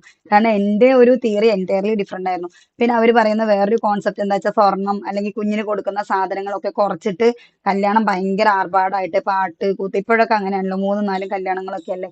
അപ്പൊ അതേപോലെയൊക്കെ നടത്തണം, ലൈഫിൽ ഒരു കല്യാണമല്ലേ നടത്തുള്ളൂ, അപ്പൊ അങ്ങനെയൊക്കെ നടത്തണം. ഇതൊക്കെ ഇങ്ങനത്തെ കോൺസെപ്റ്റ് ആഗ്രഹങ്ങളൊക്കെ ഉള്ള ആൾക്കാർ വേറെ ഉണ്ടാവും കേട്ടോ. അപ്പൊ എന്റെ ആഗ്രഹം ഇതൊന്നല്ല, എന്റെ നേരെ എല്ലാം എന്റെ തോട്ടൊക്കെ വേറെ വേറെ വേറെയാണ്. അപ്പൊ ഞാൻ ഇങ്ങനെ കേട്ടിട്ട് ചിരിച്ചുകൊണ്ടിരുന്നു. ഞാൻ എന്തിനു ഒബ്ജക്ട് ചെയ്യാൻ പോകേണ്ട ആവശ്യമുണ്ട്? അവരെന്റെ അടുത്ത് ഒരു അഭിപ്രായം ചോദിക്കുകയാണെങ്കിൽ എനിക്ക് പറയാലേ. ഇവരുടെ ആഗ്രഹം ഒരു സഭയിൽ ഇരുന്ന് ഇങ്ങനെ പറയാണ്. കുറെ ആൾക്കാർ അതിനെ എതിർത്ത് സംസാരിക്കുന്നുണ്ട്, കുറെ ആൾക്കാർ അതിനെ അനുകൂലിച്ച് സംസാരിക്കുന്നുണ്ട്. അവിടെ ഇങ്ങനെ ബ്ലാ ബ്ലാ ബ്ലാ എന്നിങ്ങനെ ചർച്ച നടക്കുന്നുണ്ട്. അവസാനം ഫൈനലി എന്റെ അടുത്തേക്ക് വന്നു. അപ്പൊ ഞാൻ പറഞ്ഞു, നിങ്ങളുടെ ആരുടെ ഒപ്പീനിയനെ ഞാൻ ഒരു തരത്തിലും എതിർക്കുന്നുമില്ല, സപ്പോർട്ട് ചെയ്യുന്നില്ല. നിങ്ങളുടെ കുട്ടികളാണ്, നിങ്ങളുടെ ഇഷ്ടമാണ്. പക്ഷെ ഞാൻ എന്റെ കുട്ടികളുടെ കാര്യത്തില് കല്യാണത്തിന്റെ കോൺസെപ്റ്റ് ഇങ്ങനെയാണ്. ഓക്കെ, ഞാൻ അങ്ങനെ പറഞ്ഞു. പിന്നെ കല്യാണം കഴിക്കുന്ന കോൺസെപ്റ്റ് ഇൻഷാ അള്ളാ ഞാൻ ആഗ്രഹിക്കുന്ന പോലെ എന്റെ മക്കൾ ആഗ്രഹിക്കുന്നുണ്ടെങ്കിൽ അവരുടെ കല്യാണം ഭയങ്കര സിമ്പിൾ ആയിരിക്കും, ഭയങ്കര സിമ്പിൾ ആയിരിക്കും. കാരണം എന്റെ കുട്ടികളുടെ നിക്കാഹ് നടക്കുന്ന ഒരു സമയത്ത് അവര് കംപ്ലീറ്റ്ലി റബ്ബിന്റെ അറിഞ്ഞുകൊണ്ട് ദുആ ചെയ്തുകൊണ്ട് ഇരിക്കുന്ന ഒരു സാഹചര്യം ആയിരിക്കണം എന്ന് ഞാൻ ഭയങ്കരമായിട്ട് ആഗ്രഹിക്കുന്നുണ്ട്. എന്റെ മോളായിക്കോട്ടെ മോനായിക്കോട്ടെ, മോനറിയുമായിരിക്കും കാരണം പള്ളിക്കലെ ഉസ്താദ്മാരും ബാക്കിയുള്ളവരൊക്കെ എന്നെ നിക്കാഹ് നടക്കുമ്പോൾ ഞാൻ ബിരിയാണി കഴിക്കുമായിരുന്നു. ആ ഒരു സാഹചര്യം എന്റെ മക്കൾക്ക് ഉണ്ടാവരുതെന്ന് ഞാൻ ഭയങ്കരമായിട്ട് ആഗ്രഹിക്കുന്നുണ്ട്. ഓക്കെ, സത്യം. ഞാൻ ഫുഡ് കഴിച്ചിട്ട് വന്നപ്പോ ഒപ്പിട് കേട്ടൊരു സാധനം കൊണ്ടു തന്നു. അപ്പൊ എന്താ ചോദിച്ചപ്പോ കല്യാണം കഴിഞ്ഞു പറഞ്ഞു. സുബ്ഹാനല്ലാഹ്, ഒന്ന് ആലോചിച്ച് നോക്കിയേ. അത് കഴിഞ്ഞ് കുറച്ചു നേരം സമയപ്പോഴേക്ക് ഇവരൊക്കെ ആരൊക്കെയോ ഡ്രസ്സ് മാറ്റാൻ കൊണ്ടേ. ആകെപ്പാടെ കല്യാണം കഴിഞ്ഞതിന്റെ ഒരു നല്ലൊരു ഓർമ്മ എന്ന് പറയുന്നത് എന്റെ കെട്ടിയവൻ എനിക്ക് മഹറിട്ട് തന്നതാ. അല്ലാഞ്ഞിട്ട് എനിക്ക് അതിൽ വലിയ ബ്യൂട്ടിഫുൾ ആയിട്ടുള്ള മെമ്മറീസ് കാര്യങ്ങളൊന്നും ഉണ്ടായിരുന്നില്ല. അപ്പൊ ആ ഒരു അവസ്ഥയിൽ നമ്മൾ ആർഭാടം നോക്കുമ്പോൾ ഒരുപാട് കാര്യങ്ങൾ, എന്റെ ആർഭാടം ഉണ്ടായതുകൊണ്ടല്ല, എന്റെ വീട്ടുകാർക്ക് അതിന് മാത്രം ഈ ഒരു ചിന്ത ഉണ്ടാവാത്തത് കൊണ്ടായിരിക്കാം. അപ്പൊ എനിക്ക് ഈ ഒരു ചിന്ത ഉണ്ട്. ഇൻഷാല്ല അവർ full and fully mind concentrate ചെയ്തിരിക്കുന്ന സമയത്തായിരിക്കണം അവരുടെ കല്യാണം. ഞാൻ അങ്ങനെ ഒരുപാടായിട്ട് ആഗ്രഹിക്കുന്നുണ്ട്. അപ്പോ അവരുടെ നിക്കാഹ് അവർക്ക് കാണാനായിട്ട് പറ്റണം. എന്റെ മോൾക്കൊക്കെ ഞാൻ വിചാരിക്കുന്ന ഒരു കാര്യം, ഒന്നുമില്ലെങ്കിലും ഇപ്പൊ ഒരു സ്ക്രീൻ ഇടുമല്ലോ, അപ്പൊ കാണാൻ പറ്റൂലല്ലോ. അപ്പൊ അങ്ങനെയാണെന്നുണ്ടെങ്കിൽ അവൾക്ക് ഒരു ക്യാമറ എങ്കിലും ഞാൻ സെറ്റ് ചെയ്ത് കൊടുത്താൽ അവളുടെ നിക്കാഹൊക്കെ എനിക്ക് ലൈവായിട്ട് അവൾക്ക് കാണിച്ചു കൊടുക്കാൻ പറ്റണം എന്നൊക്കെ എനിക്ക് ഭയങ്കര ആഗ്രഹമുണ്ട്. കാരണം അവരവിടെ നിക്കാഹ് നടത്തുന്ന സമയത്ത് അവൾക്ക് അവിടെ നിന്ന് ദുആ ചെയ്യാം. അങ്ങനത്തെ രീതിയിൽ നമുക്ക് കല്യാണം ആർഭാടാക്കാം. അതുപോലെ കുറെ എത്തി മക്കൾക്ക് ഫുഡ് കൊടുക്കുന്ന കാര്യത്തിൽ നമ്മുടെ വിളിക്കുന്ന ആളുകൾക്ക് പുറമെ നമുക്ക് കുറച്ച് അനാഥാലയത്തിലോട്ടോ അല്ലെങ്കിൽ ബാക്കിയുള്ള അഡീഷണൽ ആയിട്ട് ആളുകൾക്ക് ഫുഡ് കൊടുത്തിട്ട് ചെയ്യാം. അങ്ങനെയൊക്കെ നമുക്ക് ആർഭാടാക്കാം ഹൈറായ രീതിയിൽ.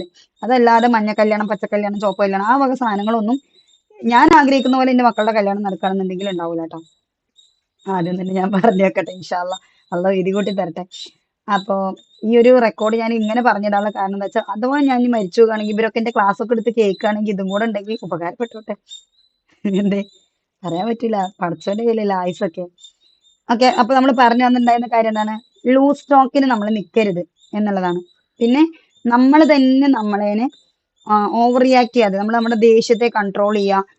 നമ്മുടെ റിയാക്ഷൻസ് നമ്മൾ റിയാക്ട് ചെയ്യണമെന്ന് നമുക്ക് തോന്നും. ഇങ്ങനെ എന്താ പറയാ, പറയടാന്ന് നമ്മുടെ ഉള്ളിലിരുന്ന് ഇങ്ങനെ ആൾക്കാർ പറയും, പക്ഷെ നമ്മൾ പറയരുത്. ആവശ്യം ഉണ്ടെങ്കിൽ നമ്മുടെ അടുത്ത് ചോദിക്കുന്ന സമയങ്ങളിൽ മാത്രം നമ്മൾ പറയുക. അത് നമ്മുടെ സഭകളിൽ ഓരോ അവസരങ്ങളിൽ നമ്മുടെ ഒപ്പീനിയന് ഭയങ്കര വാല്യൂ ഉണ്ടാവും. കാരണം നമ്മൾ ഇവർ പറഞ്ഞു കഴിയുന്ന അത്ര സമയം നമ്മൾ മിണ്ടാണ്ടിരിക്കുകയാണെങ്കിൽ നമ്മുടെ അടുത്ത് ഒരു ലോഡ് പോയിന്റ്സ് നമ്മുടെ നാവിന്റെ തുമ്പത്ത് വന്ന് കിടക്കുന്നുണ്ടാവും. അതിന്ന് നമുക്ക് പറയേണ്ടുന്ന, നമ്മുടെ അടുത്ത് ആരെങ്കിലും ഒപ്പീനിയൻ ചോദിക്കുകയാണെങ്കിൽ പറയേണ്ടുന്ന 1-2 പോയിന്റ് പറഞ്ഞാൽ പോലും അത് അവർക്കും മനസ്സിലാവും, നമുക്കും നല്ലതാണ്. ഓക്കെ, ആ ഒരു പോയിന്റിന് അവിടെ വാല്യൂ ഉണ്ടാവും എന്നുള്ളതാണ്. ഓക്കെ, പിന്നെ ചില കാര്യങ്ങൾ എങ്ങനെയാന്ന് വെച്ചാൽ പറയേണ്ടടുത്ത് പറയണം കേട്ടോ. നമ്മൾ ഭയങ്കര സ്ട്രോങ് ആയിട്ട് നമ്മൾ അഭിപ്രായം പറയേണ്ടടുത്ത് നമ്മൾ പറയണം. കാരണം അതുകൊണ്ട് അവർക്കും തന്നെ ഭയങ്കര ദോഷം വരാൻ പോവാണ്, അല്ലെങ്കിൽ ഭയങ്കര വലിയൊരു തെറ്റിലോട്ട് പോവാണ്. ഒരു നിങ്ങൾ ഹെൽപ്പ് ചെയ്യേണ്ട സാഹചര്യം, അങ്ങനത്തെ സാഹചര്യങ്ങളൊക്കെ എടുത്തു ചാടി ഇറങ്ങുന്നെ വേണം. ബാക്കിയുള്ളവർ എന്ത് പറയണമെന്ന് നമ്മൾ നോക്കിയിരുന്നിട്ട് കാര്യം ഉണ്ടാവില്ല. അതല്ല പറഞ്ഞു കേട്ടോ. പിന്നെ 2 ഘട്ടങ്ങളിൽ നമ്മൾ എന്ത് ചെയ്യുക, മിണ്ടാതിരിക്കുക. ഒന്നാമത് എന്താണ്, നമുക്ക് ഫീൽ ചെയ്തിരിക്കാൻ പറ്റില്ല. നല്ല 2 സുഹൃത്തുക്കൾ നമ്മൾ ഇങ്ങനെ നോക്കിയാൽ മനസ്സിലാവും ഞാൻ എന്താണ് പറയാൻ വന്നത് എന്നുള്ളത് അവൾക്ക്, അല്ലെ?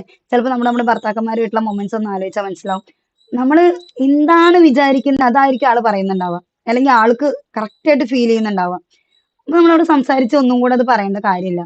നമ്മളവിടെ ഇങ്ങനെ മിണ്ടാതെ നിന്നാൽ നമുക്ക് ആ മൊമെന്റ് എൻജോയ് ചെയ്യാൻ പറ്റും, അല്ലെ? കുറച്ചും കൂടെ ജസ്റ്റ് ഒന്ന് കൈയൊക്കെ ഒന്ന് പിടിച്ച് ഹോൾഡ് ചെയ്ത് കുറച്ച് സമയം ഇങ്ങനെ മിണ്ടാതിരുന്നാൽ നമുക്കത് എൻജോയ് ചെയ്യാൻ പറ്റും. പഠിച്ചോ, നിങ്ങൾക്കൊന്നും കെട്ടിയമാരില്ല, നിങ്ങളതൊന്നും എൻജോയ് ചെയ്തിട്ടില്ല, നിങ്ങൾ എന്ത് ഈ പന്തം കണ്ട പെരിച്ചതിന് കണക്ക് ഇരിക്കുന്നത്? പറ്റാറുണ്ടോ? ലയിച്ചു പോയതാണ്. പറ്റാറുണ്ടല്ലോ അല്ലെ? പറയുന്നൊന്നും കണക്ട് ആവുന്നില്ലേ? ഇത്രയും വലിയ എക്സാമ്പിൾസ് ഒക്കെ പറഞ്ഞിട്ട് നിങ്ങളുടെ ലൈഫിലൊന്നും ഇങ്ങനത്തെ ഉദാഹരണങ്ങളെ നടന്നു പോയിട്ടില്ല?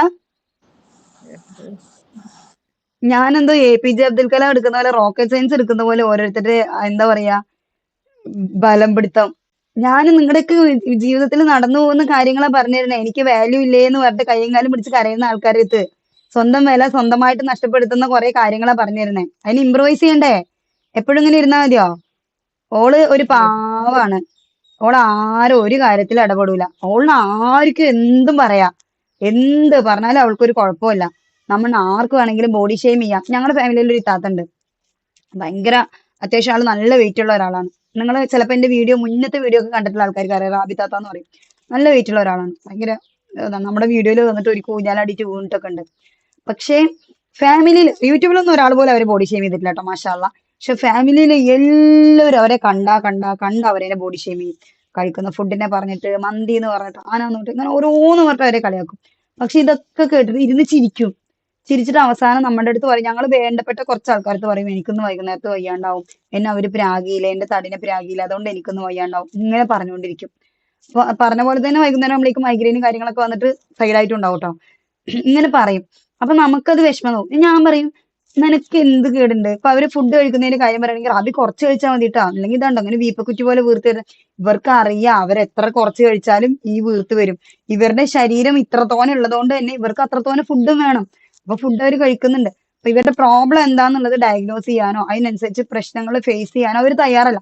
ഇപ്പോഴും നമ്മൾ അവരോട് ജെന്യൂൻ ആയിട്ട് അവർ ആഗ്രഹിക്കുന്നുണ്ടെങ്കിൽ നമുക്ക് പറഞ്ഞു കൊടുക്കാനുള്ള റെമഡീസ് ഉണ്ട്. അതായത് എന്താ പറയാ, ഒരു ഡോക്ടറെ കൺസൾട്ട് ചെയ്യുക, ഹോർമോൺ ടെസ്റ്റ് എടുക്കുക, എവിടെയാണ് പ്രശ്നം എന്ന് നോക്കാം, നിങ്ങൾ വർക്കൗട്ട് ചെയ്യുക, ഇങ്ങനത്തെ കാര്യങ്ങൾ ചെയ്യും. അത് നമുക്ക് അവരെ തടി കുറയ്ക്കാൻ ആഗ്രഹിക്കുന്നുണ്ടെങ്കിൽ പറഞ്ഞു കൊടുക്കാം, അല്ലെ?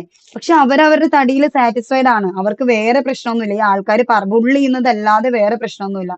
She is okay with that. പിന്നെ ഞാൻ എന്തിനാ അവിടെ പോയിട്ട് ഒരു കാര്യമില്ലാഞ്ഞിട്ട് നീ പോയിട്ട് ഡോക്ടറെ കാണിക്ക്, നീ പോയിട്ട് വർക്കൗട്ട് ചെയ്യും. അവരുടെ തടിയിൽ അവരുടെ ശരീരത്തിൽ എന്റെ ആത്മാവാണോ കിടക്കണേ? നമ്മൾ ഏതാണ്ട് ഇവരുടെ ശരീരത്തിൽ നമ്മൾ ജീവിക്കുന്ന പോലെ അവരെ കാണുമ്പോൾ നമ്മുടെ സഫോക്കേഷൻ.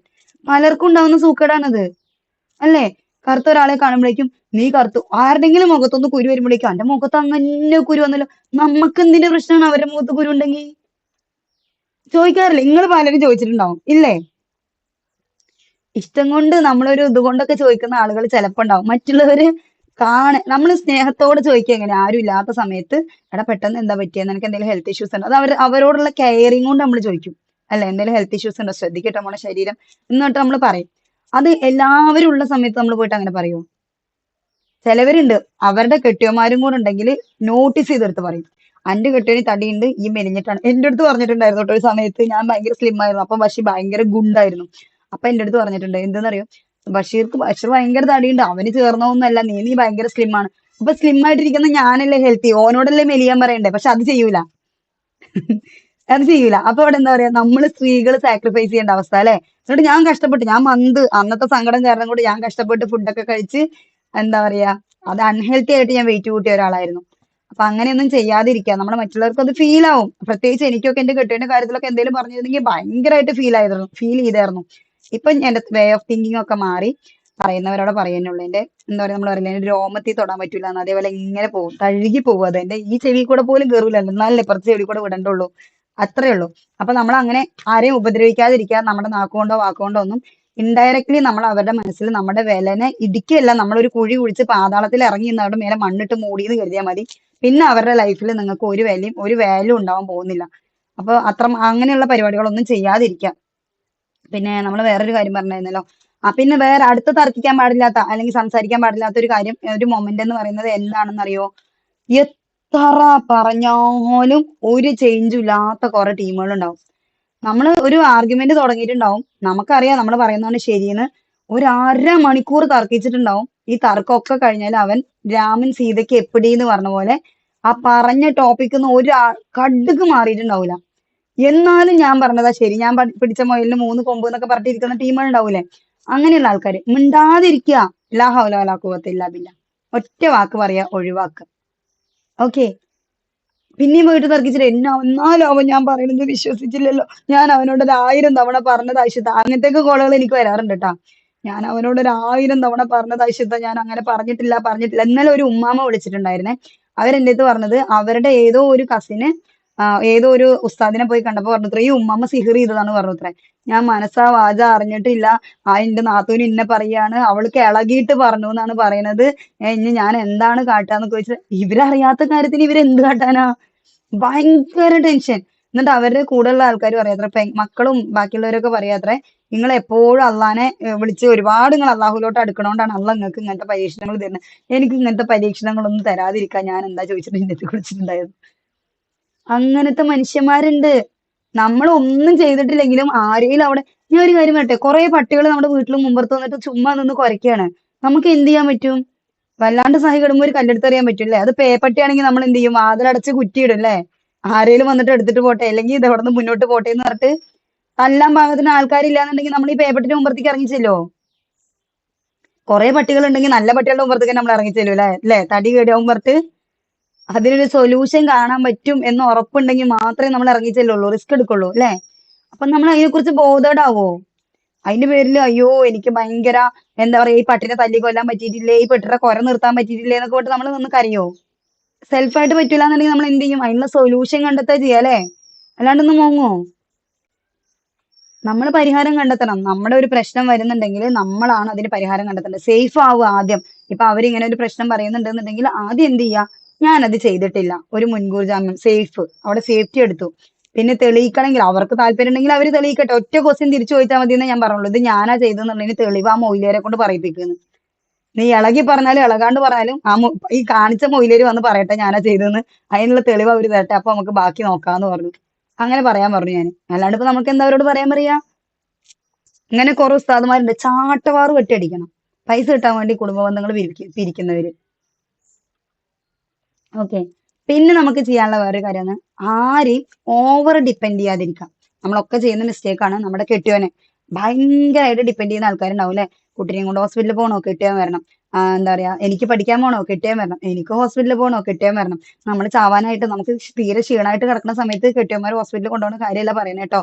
ചെറിയൊരു തലവേദന വരുന്നുണ്ടെങ്കിൽ ഭർത്താവ് വേണം.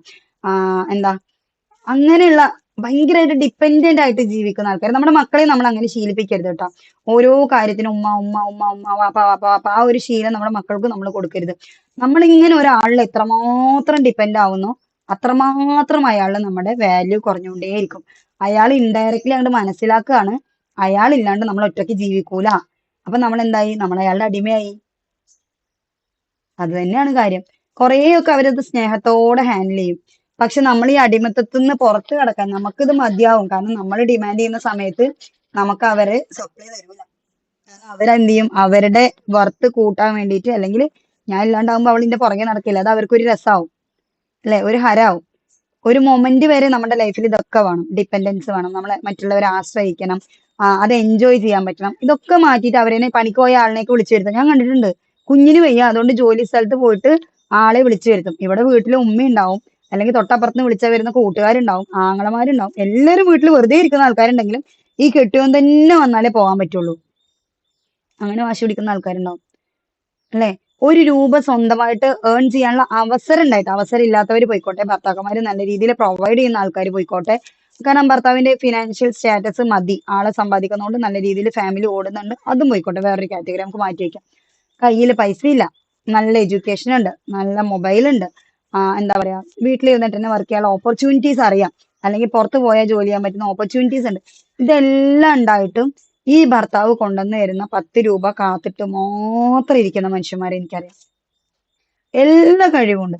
അത് വെച്ച് നോക്കുമ്പോൾ സീരിയസ്ലി ഞാൻ പറയട്ടെ, ഞങ്ങളുടെ വീടിന്റെ എന്റെ തറവാട് വീടിന്റെ ചുറ്റോടും കുറെ SC ഫാമിലീസ് ഉണ്ട്, മുസ്ലിം ഫാമിലീസിൽ. അവര് ആ ചേച്ചിമാരെ ഞാനൊക്കെ ഇങ്ങനെ കാണുമ്പോൾ എനിക്ക് പ്രൗഡായിട്ട് തോന്നിയിട്ടുണ്ട് എന്റെ കുഞ്ഞുനാളിലൊക്കെ. അതായത് രാമേട്ടൻ ലീല ചേച്ചി എന്നൊക്കെ പറയും. ഈ രാമേട്ടൻ എങ്ങനെയാന്ന് വെച്ചാല് വന്നിട്ട് വെള്ളം അടിച്ച് വന്നിട്ട് ചേച്ചിനെ എടുത്തിട്ട് തല്ലും. രാത്രി മൊത്തം തല്ലായിരിക്കും, തല്ലുകൊണ്ടിട്ട് 2 കുട്ടികളുണ്ട്. നമ്മൾ അവരെ നമ്മുടെ വീട്ടിലൊക്കെ വിളിച്ചിരുത്തും. ഇവര് അടി വഴക്കൊക്കെ കാണുന്ന സമയത്ത് സഹിക്കാൻ പറ്റാഞ്ഞിട്ട്. ഇതൊക്കെ കഴിഞ്ഞ് പോരാഞ്ഞിട്ട് ഇയാൾക്ക് കള്ളു കുടിക്കാൻ, പിറ്റേ ദിവസം ഈ ചേച്ചിനെ തല്ലാനുള്ള കള്ളു കുടിക്കാനുള്ള പൈസയും കൂടി ചേച്ചിയുടെ കൂലി പൈസയാണ് ഇയാൾ എടുത്തിട്ട് പോകട്ടോ. അത് അതിനേക്കാളും വലിയ ഇതാണ്. എന്നിട്ട് പിറ്റേ ദിവസം രാവിലെ ഈ ചേച്ചി കുട്ടികളെ ഒരുക്കി റെഡിയാക്കി ജോലിക്ക് പോയി സ്വന്തമായിട്ട് സമ്പാദിച്ച് ഈ മക്കളെ വളർത്തി വലുതാക്കി. ഇപ്പോഴും നിങ്ങളുടെ ചുറ്റോട്ട് നോക്കിയാൽ നിങ്ങൾക്ക് കാണാം, ഭർത്താക്കന്മാര് നേരെ ചൊവ്വെ കുടുംബം നോക്കാതെ സ്വന്തമായിട്ട് സ്ത്രീകള് വീട്ടുവേല ചെയ്ത് നോക്കുന്ന ആൾക്കാർ വരെ ഉണ്ടാവും. അവർക്കും ഒരു വാല്യൂ ഉണ്ട്. അല്ലെ? അവരുടെ മക്കളുടെ ഉള്ളിൽ അവരുടെ വാല്യൂ എന്താ? അവരുടെ വാപ്പാടി ഉമ്മാടിയും പാടുള്ള വാല്യൂ ആണ് അല്ലെ? ഉമ്മാടെ ഉള്ളിലുള്ള ഉമ്മാക്ക് വേണ്ടിയിട്ടുള്ളത് അവരവരുടെ വാല്യൂ ഉണ്ട്. അവരെ നാട്ടിൽ നമ്മൾ അവരെ കാണുമ്പം ഒരിക്കലും ഓ ഈ പെണ്ണ് വീട്ടു ജോലിക്ക് പോണ പെണ്ണല്ലേ അങ്ങനെയല്ല നമ്മൾ നോക്കുക അല്ലെ? ഭയങ്കര റെസ്പെക്റ്റ് ആണ് നോക്കുക അല്ലെ? ഞാൻ നോക്കുക അങ്ങനെയുണ്ട്. എനിക്ക് അവരോട് ഭയങ്കര ബഹുമാനമാണ്. കാരണം എത്ര സ്ട്രഗിൾ ചെയ്തിട്ട് അവർ നിൽക്കുന്നുണ്ട്. അവർക്ക് വിദ്യാഭ്യാസം ഇല്ല എന്നുള്ള ഒരൊറ്റ കാരണം കൊണ്ട് അവർ ആരാന്റെ വീട്ടിൽ ജോലി ചെയ്തിട്ട് സ്വന്തം മക്കളെ പുലർത്തുന്നത്. നമ്മളൊക്കെ അവരെ കുറിച്ച് ആലോചിക്കുമ്പോൾ നമുക്ക് പ്രൗഡായിട്ട് തോന്നണം. എനിക്ക് ഭയങ്കര പ്രൗഡായിട്ട് തോന്നാറുണ്ട്. മാഷാ അള്ളാ ചെറിയ വരുമാനം കൊണ്ട് ആ ഒരു കുടുംബം അവര് ഫിനാൻഷ്യൽ എന്തൊക്കെ ഒരു കാര്യങ്ങൾ ചെയ്യുന്നുണ്ട്. അവരുടെ അക്കൗണ്ട്സ് മാനേജർ അവരാണ്, അവരുടെ ഹെൽത്ത് ഇൻസ്ട്രക്ടർ അവരാണ്, അവരുടെ ജിം ടെക്നീഷ്യൻ ട്രെയിനർ അവരാണ്. എല്ലാം ഇവരുടെ എല്ലാ കാര്യങ്ങളും ഇവർ ഒറ്റയ്ക്ക് മാനേജ് ചെയ്യുന്നുണ്ട്. നമ്മളോ നമുക്ക് എല്ലാ സൗകര്യങ്ങളും ഉണ്ട്, എന്നിട്ട് നമ്മുടെ മനസമാധാനക്കേടിനെ സൂക്കേട് തീർക്കാൻ വേണ്ടി നമ്മൾ ബാക്കിയുള്ള വഴികൾ കണ്ടുകൊണ്ടിരിക്കുന്നു. നമ്മൾ പറഞ്ഞ പോലെ തന്നെ നമുക്ക് തിന്നിട്ട് എല്ലിൽ കുത്തുന്ന പ്രശ്നം ഉണ്ടെങ്കിൽ നമ്മൾ വർക്ക് ചെയ്തിട്ട് ആ എല്ലിൽ കുത്തുന്ന ഫുഡിനെയും കൂടെ നമ്മൾ എന്ത് ചെയ്യുക, ഡൈജസ്റ്റീവ് സിസ്റ്റത്തിലോട്ട് ഇട്ട് കൊടുക്കാം. അതിനെയും കൂടെ അങ്ങോട്ട് നീ ഒരുക്കി എടുത്തോ എന്ന് പറഞ്ഞിട്ട് ഇട്ട് കൊടുക്കാം. ഓക്കെ. പിന്നെ വേറൊരു കാര്യമുണ്ട്. നമ്മളുടെ ഉയർച്ച അല്ലെങ്കിൽ നമ്മുടെ വളർച്ച അല്ലെങ്കിൽ നമ്മളുടെ സന്തോഷം അത് കാണാൻ ഇഷ്ടമല്ലാത്ത കുറെ ആൾക്കാരുണ്ടാവും അല്ലെ? ഇപ്പൊ നിങ്ങൾ പറയാണ് ഞാന് ഓക്കെ, ഇപ്പൊ നിങ്ങൾ പറയാണ് ഞാൻ ഇത്തിരി തടിച്ചു അല്ലെങ്കിൽ ഞാൻ ഇത്തിരി കളർ വെച്ചു. ഇനിയിപ്പോ നിങ്ങൾ എന്തെങ്കിലും ലൈഫിൽ അച്ചീവ് ചെയ്തു, നിങ്ങൾക്ക് ഒരു ജോലി കിട്ടി, അടിപൊളി, ഒരു നല്ലൊരു ജോലി കിട്ടി. ആ ജോലി കിട്ടി ഒരു മാസം ഒരു 19,000 രൂപ മിനിമം സാലറി ഉണ്ട്. ആ ഒരു കാര്യം നിങ്ങൾ ഒരാളുടെ അടുത്ത് പോയി പറഞ്ഞു. നിങ്ങൾക്ക് അവര് നിങ്ങളുടെ അടുത്ത് പറയാണ് അതേല്ലേ നീ പഠിച്ച ഈ കോഴ്സ് തന്നെയാണ് അവളും പഠിച്ചിട്ടുണ്ടായിരുന്നത്, പക്ഷെ ഒന്നല്ലെങ്കിൽ അവൾക്ക് ആ ജോലി കിട്ടിയില്ല എന്നുള്ളത് വിഷമത്തോടെ പറയും. അതല്ലെങ്കിൽ അവൾക്ക് ഇതിനേക്കാളും ജോലി കിട്ടിയ ഒരാളിനെ എക്സാമ്പിൾ എടുത്ത് പറയും, ഇതിനേക്കാളും നല്ലൊരു ജോലി കിട്ടി. അതിൽ നിന്ന് നിങ്ങൾക്ക് മനസ്സിലാക്കാം, അതൊരു വേ ഓഫ് ബോഡി ലാംഗ്വേജ് തന്നെയാണ്. അതിൽ നിന്ന് നിങ്ങൾക്ക് മനസ്സിലാക്കാം എന്ത്, നിങ്ങൾക്ക് ആ ജോലി കിട്ടിയത് അവർക്ക് തീരെ പിടിച്ചിട്ടില്ല. കാരണം അവർക്ക് ഉണ്ടാവൂല ചിലപ്പോൾ ആ ഒരു ജോലി. ഇപ്പൊ അവർക്ക് ജോലി ഉണ്ടെങ്കിൽ ഇവർക്ക് പേടിയായി, നിങ്ങൾ വളരാൻ തുടങ്ങുകയാണ്, അപ്പൊ ഇനി ഇവരുടെ ഒപ്പം എത്തുമോ എന്നുള്ളൊരു പേടി കൂടെ അവരുടെ ഉള്ളിൽ വരാൻ തുടങ്ങി അല്ലേ? അവർക്ക് ജോലി ഉണ്ടെങ്കിൽ ഗ്രാജുവലി ഇവിടെ ഇന്നേക്കാളും കൂടുതൽ എവിടെയെങ്കിലും എത്തിപ്പെടുമോ എന്നുള്ളൊരു പേടിയാവാൻ തുടങ്ങി. അപ്പൊ അങ്ങനെയുള്ള ആൾക്കാരുടെ അടുത്ത് പോയിട്ട് നിങ്ങൾ എന്ത് ചെയ്യരുത്, നിങ്ങളുടെ സക്സസ് സ്റ്റോറീസ് സന്തോഷത്തോടെ പറയാൻ നിൽക്കണ്ട. ജസ്റ്റ് ഒരു ഇൻഫർമേഷൻ മാത്രം കൊടുത്താൽ മതി, ബന്ധം തകരാതിരിക്കാൻ. ഓക്കെ, ഞാൻ ഇങ്ങനെ അച്ചീവ് ചെയ്തു, ഞാൻ ഇങ്ങനെ കാട്ടി ഇതൊന്നും പറയണ്ട. എന്തിനാ വെറുതെ? നമ്മളെ ഒരാൾക്കൊരു എനർജി കൊടുക്കുന്നുണ്ടെങ്കിൽ ആ എനർജി പോസിറ്റീവ് ആയിരിക്കണം. ആ എനർജി കൊടുക്കുന്നതിൽ നിന്ന് നമുക്കൊരു പോസിറ്റീവ് കിട്ടണം. അത് മാത്രം നോക്കിയാൽ മതി. ഏതൊരു ബന്ധത്തിൽ ഒരാളുടെ അടുത്ത് നിങ്ങൾ ഇടപഴകുന്നുണ്ടെങ്കിലും അയാളെ കൂടെ ഇരിക്കുമ്പോൾ നിങ്ങൾക്ക് പോസിറ്റീവ് വൈബ് കിട്ടുന്നുണ്ടോ എന്ന് നിങ്ങൾ നോക്കുക. അത് കിട്ടുന്നില്ലെങ്കിൽ അവിടെ ലിമിറ്റഡ് കോണ്ടാക്ട്സ് വെച്ചാൽ മതി. അതിനിപ്പോ എത്ര നല്ല ആളാണെങ്കിലും എത്ര ക്ലോസ് ബന്ധമാണെങ്കിലും ഗ്രാജുവലി എന്ത് ചെയ്യുക, പോസിറ്റീവ് മാത്രം അങ്ങോട്ടേക്ക്, ഈ ലിമിറ്റഡ് കോണ്ടാക്ട് എന്ത് ചെയ്യുക, പോസിറ്റീവ് മാത്രം കൊടുക്കുക. അതായത് നിങ്ങൾ ഈ ഒരു കാര്യം പറഞ്ഞു കഴിഞ്ഞാൽ അവര് റിപ്ലൈ നിങ്ങൾ വെയിറ്റ് ചെയ്യരുത്. അടുത്ത സെക്കൻഡ് എന്ത് പറയാ, അവരുടെ എന്തെങ്കിലും ഒരു നല്ല കാര്യങ്ങൾ പറയാ. ഈ മാക്സ് നന്നായിട്ടുണ്ട് കേട്ടാ, അല്ലെങ്കിൽ ഈ ചുരിദാർ നന്നായിട്ടുണ്ട് കേട്ടാ, ഓക്കെ, അല്ലെങ്കിൽ അന്ന് നിങ്ങൾ ഉണ്ടാക്കിയ കറി എനിക്ക് നന്നായിട്ട് ഇഷ്ടപ്പെട്ടിരുന്നു കേട്ടോ, ഇത് പറഞ്ഞപ്പോഴും എനിക്ക് അത് ഓർമ്മ വന്നു. ജസ്റ്റ് ഡിവേർട്ട് ചെയ്യുക. ആ ഒരു കാര്യം പറയുമ്പോൾ അവരുടെ മനസ്സിലൊരു സുഖം, ആ സുഖത്തിൽ നിന്ന് അവർക്കൊരു ചിരി വരും, ഉള്ളിലൊരു സന്തോഷം വരും, അവരുടെ ഡോപ്പമിൻ ഉൽപ്പാദിപ്പിക്കും. അപ്പൊ അതിൽ നിന്ന് ഒരു ഇത്തിരി പോസിറ്റീവ് എനർജി വരും. ആ എനർജി നമുക്ക് ഇങ്ങോട്ട് കിട്ടും. അത് വാങ്ങിച്ചിട്ട് വേഗം തടി കാലിയാക്കുക. ഓക്കെ, നമ്മൾക്ക് നമ്മുടെ ലൈഫിന്റെ വാല്യൂ ഇൻക്രീസ് ചെയ്ത് കൊണ്ടുവരാൻ പറ്റുന്ന ഒരു കാര്യമാണത്. ഓക്കെ, നിങ്ങളുടെ സക്സസ് അക്സെപ്റ്റ് ചെയ്യാൻ കഴിയാത്ത ഒരാളുടെ അടുത്ത് നിങ്ങൾ പോയിട്ട് നിങ്ങളുടെ സക്സസിനെ കുറിച്ച് സംസാരിക്കരുത്. അതേപോലെ തന്നെ നിങ്ങൾ എത്ര പുറകെ നടന്നാലും നിങ്ങൾക്കൊരു വാല്യൂ തരാത്ത ആളുടെ അടുത്ത് പോയിട്ട് ഈ വാല്യൂ ചോദിക്കരുത്. അവരുടെ സമയം, അവരുടെ എഫേർട്ട്, അവരുടെ പൈസ എന്തോ ആയിക്കോട്ടെ, അവരത് നിങ്ങൾക്ക് തൃപ്തിപ്പെട്ട് പോസിറ്റീവ് ആയിട്ട് തരുന്നില്ല എന്നുണ്ടെങ്കിൽ നിങ്ങൾ അത് ചോദിക്കണ്ട. നിങ്ങൾ പകരം അത് കിട്ടാനുള്ള വേറെ എന്തെങ്കിലുമൊക്കെ മാർഗം, സൊല്യൂഷൻസ് എഴുതി വെക്കാൻ തുടങ്ങും. ഇൻഷാ അള്ളാ കിട്ടും. ഓക്കെ, അപ്പൊ ഇന്നത്തെ ടോപ്പിക് നമ്മുടെ ഉണ്ടായിരുന്നത് ഓൾമോസ്റ്റ് ഒരു 1 അവറോളം നമ്മൾ കുശലം പറഞ്ഞിട്ട് ഇങ്ങനെ പോയിട്ടുണ്ട്. ഇന്നത്തെ ടോപ്പിക് ഉണ്ടായിരുന്നത് നമ്മുടെ വാല്യൂ കൂട്ടാനുള്ള കുറച്ച് കാര്യങ്ങളായിരുന്നു. നമ്മളെപ്പോഴും നമ്മുടെ സെൽഫ് കൂട്ടാറുണ്ട്. ഇപ്പൊ നമ്മൾ ഓൾറെഡി മൈൻഡ് കാര്യങ്ങളൊക്കെ ചെയ്തിട്ട് നമ്മുടെ സെൽഫ് നമ്മൾ കൂട്ടി ബെറ്റർ ആക്കി കൊണ്ടുവരുന്നുണ്ട്. അപ്പൊ നമ്മളൊരു സോഷ്യൽ ഹ്യൂമൻ ആയതുകൊണ്ട് തന്നെ നമ്മൾ മറ്റുള്ളവരുടെ മുമ്പിൽ ഇടപഴകുന്നത് കൊണ്ട് തന്നെ നമ്മുടെ സെൽഫ് നമ്മൾ എത്ര സാറ്റിസ്ഫൈഡ് ആണെങ്കിലും മറ്റുള്ളവരുടെ മുന്നിലും കൂടെ നമ്മൾ ഈ പറയുന്ന ഒരു അക്സെപ്റ്റൻസ് നമ്മൾ ആഗ്രഹിക്കാറുണ്ട്. നമ്മൾ മനുഷ്യന്മാരായതുകൊണ്ട് നമ്മൾ പറയുന്ന കാര്യങ്ങൾ പറയുന്ന പോലെ മറ്റുള്ളവർക്ക് മനസ്സിലാവണം, അവർ ഉൾക്കൊള്ളണം എന്നൊക്കെ നമ്മൾ ആഗ്രഹിക്കാറുണ്ട്. അപ്പൊ അതിന് വേണ്ടുന്ന കുറച്ച് കാര്യങ്ങളാണ് പറഞ്ഞത്. നമ്മൾ ഒരു സ്ഥലത്ത് പോകുമ്പോൾ നമുക്ക് ഇത്തിരി വാല്യൂ ഉണ്ടാവാനുള്ള കാര്യങ്ങളാണ് പറഞ്ഞത്. ക്ലാസ് ഉപകാരമായി എന്ന് വിചാരിക്കുന്നു. ആർക്കെങ്കിലും എവിടെയെങ്കിലുമൊക്കെ എന്തെങ്കിലും ഡൗട്ടോ കാര്യങ്ങളോ ഉണ്ടെങ്കിൽ പറയാം. അല്ലെങ്കിൽ നിങ്ങൾക്ക് സ്ട്രൈക്ക് ചെയ്തിട്ടുള്ള പോയിന്റ്സ് എന്തെങ്കിലും ഉണ്ടെങ്കിൽ ഇൻഷാ അള്ളാ നിങ്ങളുടെ ലൈഫിലോട്ട് ഇംപ്ലിമെന്റ് ചെയ്യാൻ പറ്റുമെന്ന് നിങ്ങൾക്ക് തോന്നുന്ന പോയിന്റ്സ് എന്തെങ്കിലും ഉണ്ടെങ്കിൽ നിങ്ങൾക്ക് പറയാം. ആരാ സ്റ്റാർട്ട് ചെയ്യാ? നമുക്ക് പാഷൻ കണ്ടെത്താന്ന് പറഞ്ഞല്ലോ. അപ്പൊ ഉം. നമ്മള് പാഷൻ കണ്ടെത്താന് എന്താ ഒരു സൊല്യൂഷൻ? അങ്ങനെയല്ല, ഏത് വഴിക്കാണ് നമുക്ക് ഡിഫറെന്റ് വഴി നിങ്ങൾക്ക് ഉണ്ടാവുമ്പോ നിങ്ങൾ ആ ഇതുവരെ കുറച്ചു നേരം മെഡിറ്റേഷനിലൊക്കെ ഇരിക്കുന്ന സമയത്ത് മെഡിറ്റേഷൻ ഒക്കെ കഴിഞ്ഞ് ഒന്ന് റിലാക്സ് ആയിട്ട് ഇരുന്നിട്ട് നിങ്ങൾ ഇതുവരെ കണ്ടിട്ടുള്ള കുറച്ച് നമുക്കൊരു അസസ്മെന്റ് ടെസ്റ്റ് ഉണ്ട്. അതിന്റെ ഒരു ഇതുണ്ടായിരുന്നു കേട്ടോ. ഇൻഷാല്ല ഞാൻ പറഞ്ഞുതരാം. ഓക്കെ, അതിന്റെ ഒരു അസസ്മെന്റ് ഉണ്ട്. അതല്ലാഞ്ഞിട്ടുള്ള ഒരു സിമ്പിൾ വഴി ഞാൻ പറഞ്ഞുതരാം. നിങ്ങളൊന്ന് കാമായിട്ടിരിക്കാം. എന്നിട്ട് നിങ്ങൾ ഇതുവരെ കണ്ടിട്ടും കേട്ടിട്ടുമുള്ള കുറച്ച് കാര്യങ്ങൾ എഴുതി വെക്കാം. ഓക്കെ, ഈ കുറച്ച് കാര്യങ്ങൾ എഴുതി വെച്ചിട്ട് നിങ്ങൾക്ക് ചെയ്യാൻ താല്പര്യമുള്ള, ചിലപ്പോൾ കുക്കിംഗ് ആയിരിക്കാം, അല്ലാന്നുണ്ടെങ്കിൽ വേറെ എന്തെങ്കിലും ആയിരിക്കാം. ചിലർക്ക് ബോഡി ബിൽഡിംഗ് ആയിരിക്കാം. ഓരോരുത്തർക്കും ഓരോ പാഷൻ ഉണ്ടാവും അല്ലെ? പാഷൻ എന്ന് പറഞ്ഞാൽ എല്ലാം അത് പ്രൊഫഷൻ അല്ല, ജോലിയല്ല. ചിലതൊക്കെ നമ്മുടെ പാഷനാണ്. നമ്മുടെ ഉള്ളിൽ നിന്ന് നമുക്ക് സന്തോഷം തരുന്ന കുറെ സാധനങ്ങളാണ്. ചിലർക്ക് അവരുടെ ബോഡി കെയർ ചെയ്യുന്നതായിരിക്കും, ചിലർക്ക് മേക്കപ്പ് ചെയ്ത് വണ്ണാരടങ്ങുന്നതായിരിക്കും. അങ്ങനെ കുറേ കാര്യങ്ങൾ ഉണ്ടാവും അല്ലെ? നമ്മൾ പറയും ചാവുന്നവരെ വർക്കൗട്ട് ചെയ്താലും ആൾക്ക് മതിയാവില്ല, അത്രയും. അല്ലെങ്കിൽ എന്താ പറയാ, ആ തൊലി ഇങ്ങോട്ട് ഒഴുകി വരും, അത്രയും സോപ്പിട്ട് കഴുകണ്ടെന്നൊക്കെ നമ്മൾ പറയില്ലേ പലരും. അവർക്ക് അതായിരിക്കും ഹാപ്പിനെസ് കൊടുക്കുന്നത്. ചിലർക്ക് ഫുഡ് കഴിക്കുന്നതായിരിക്കാം, ഒരു ലക്കും ലഗാനും ഇല്ലാണ്ടായിരിക്കും ചിലർ ഫുഡ് കഴിക്കുന്നുണ്ടാവും അല്ലെ? അപ്പൊ ഓരോരുത്തർക്കും ഓരോ കാര്യങ്ങളായിരിക്കും. അപ്പൊ ഇതിൽ എന്താണ് പാഷൻ? അത് ഈ വക സാധനങ്ങളെ ഒന്ന്, ഇതൊക്കെ നമ്മൾ കോമൺ ആയിട്ട് ചെയ്യുന്ന കാര്യങ്ങളല്ലേ, ഇത് മാറ്റിയിട്ട് നമ്മൾ ഈ പാഷൻ കണ്ടെത്തുന്നില്ല, നമ്മുടെ ലൈഫിനെ അടുത്തൊരു ലെവലിലേക്ക് കൊണ്ടുപോകാൻ വേണ്ടിയിട്ടാണ്. സോ അടുത്ത ലെവലിലേക്ക് നമ്മുടെ ലൈഫ് കൊണ്ടുപോകാൻ പറ്റുന്ന, നമുക്ക് പാഷനാക്കി എടുക്കാൻ പറ്റുന്ന കാര്യങ്ങൾ എന്തൊക്കെയുണ്ടെന്ന് നോക്കാം. അതിന് നമ്മുടെ അടുത്തുള്ള സ്കില്ലുകൾ നോക്കാം.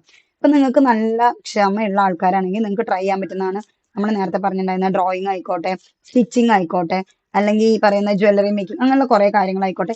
ഇതൊക്കെ നിങ്ങൾക്ക് ഇതുപോലെയുള്ള കുറെ കാര്യങ്ങൾ നിങ്ങൾക്ക് തന്നെ ആലോചിക്കാം. എനിക്ക് ക്ഷമയോടെ ഇരുന്ന് ചെയ്യാൻ പറ്റുന്ന കാര്യങ്ങൾ എന്തൊക്കെയാ, അത് ആലോചിച്ചിട്ട് നിങ്ങൾക്ക് എഴുതാം.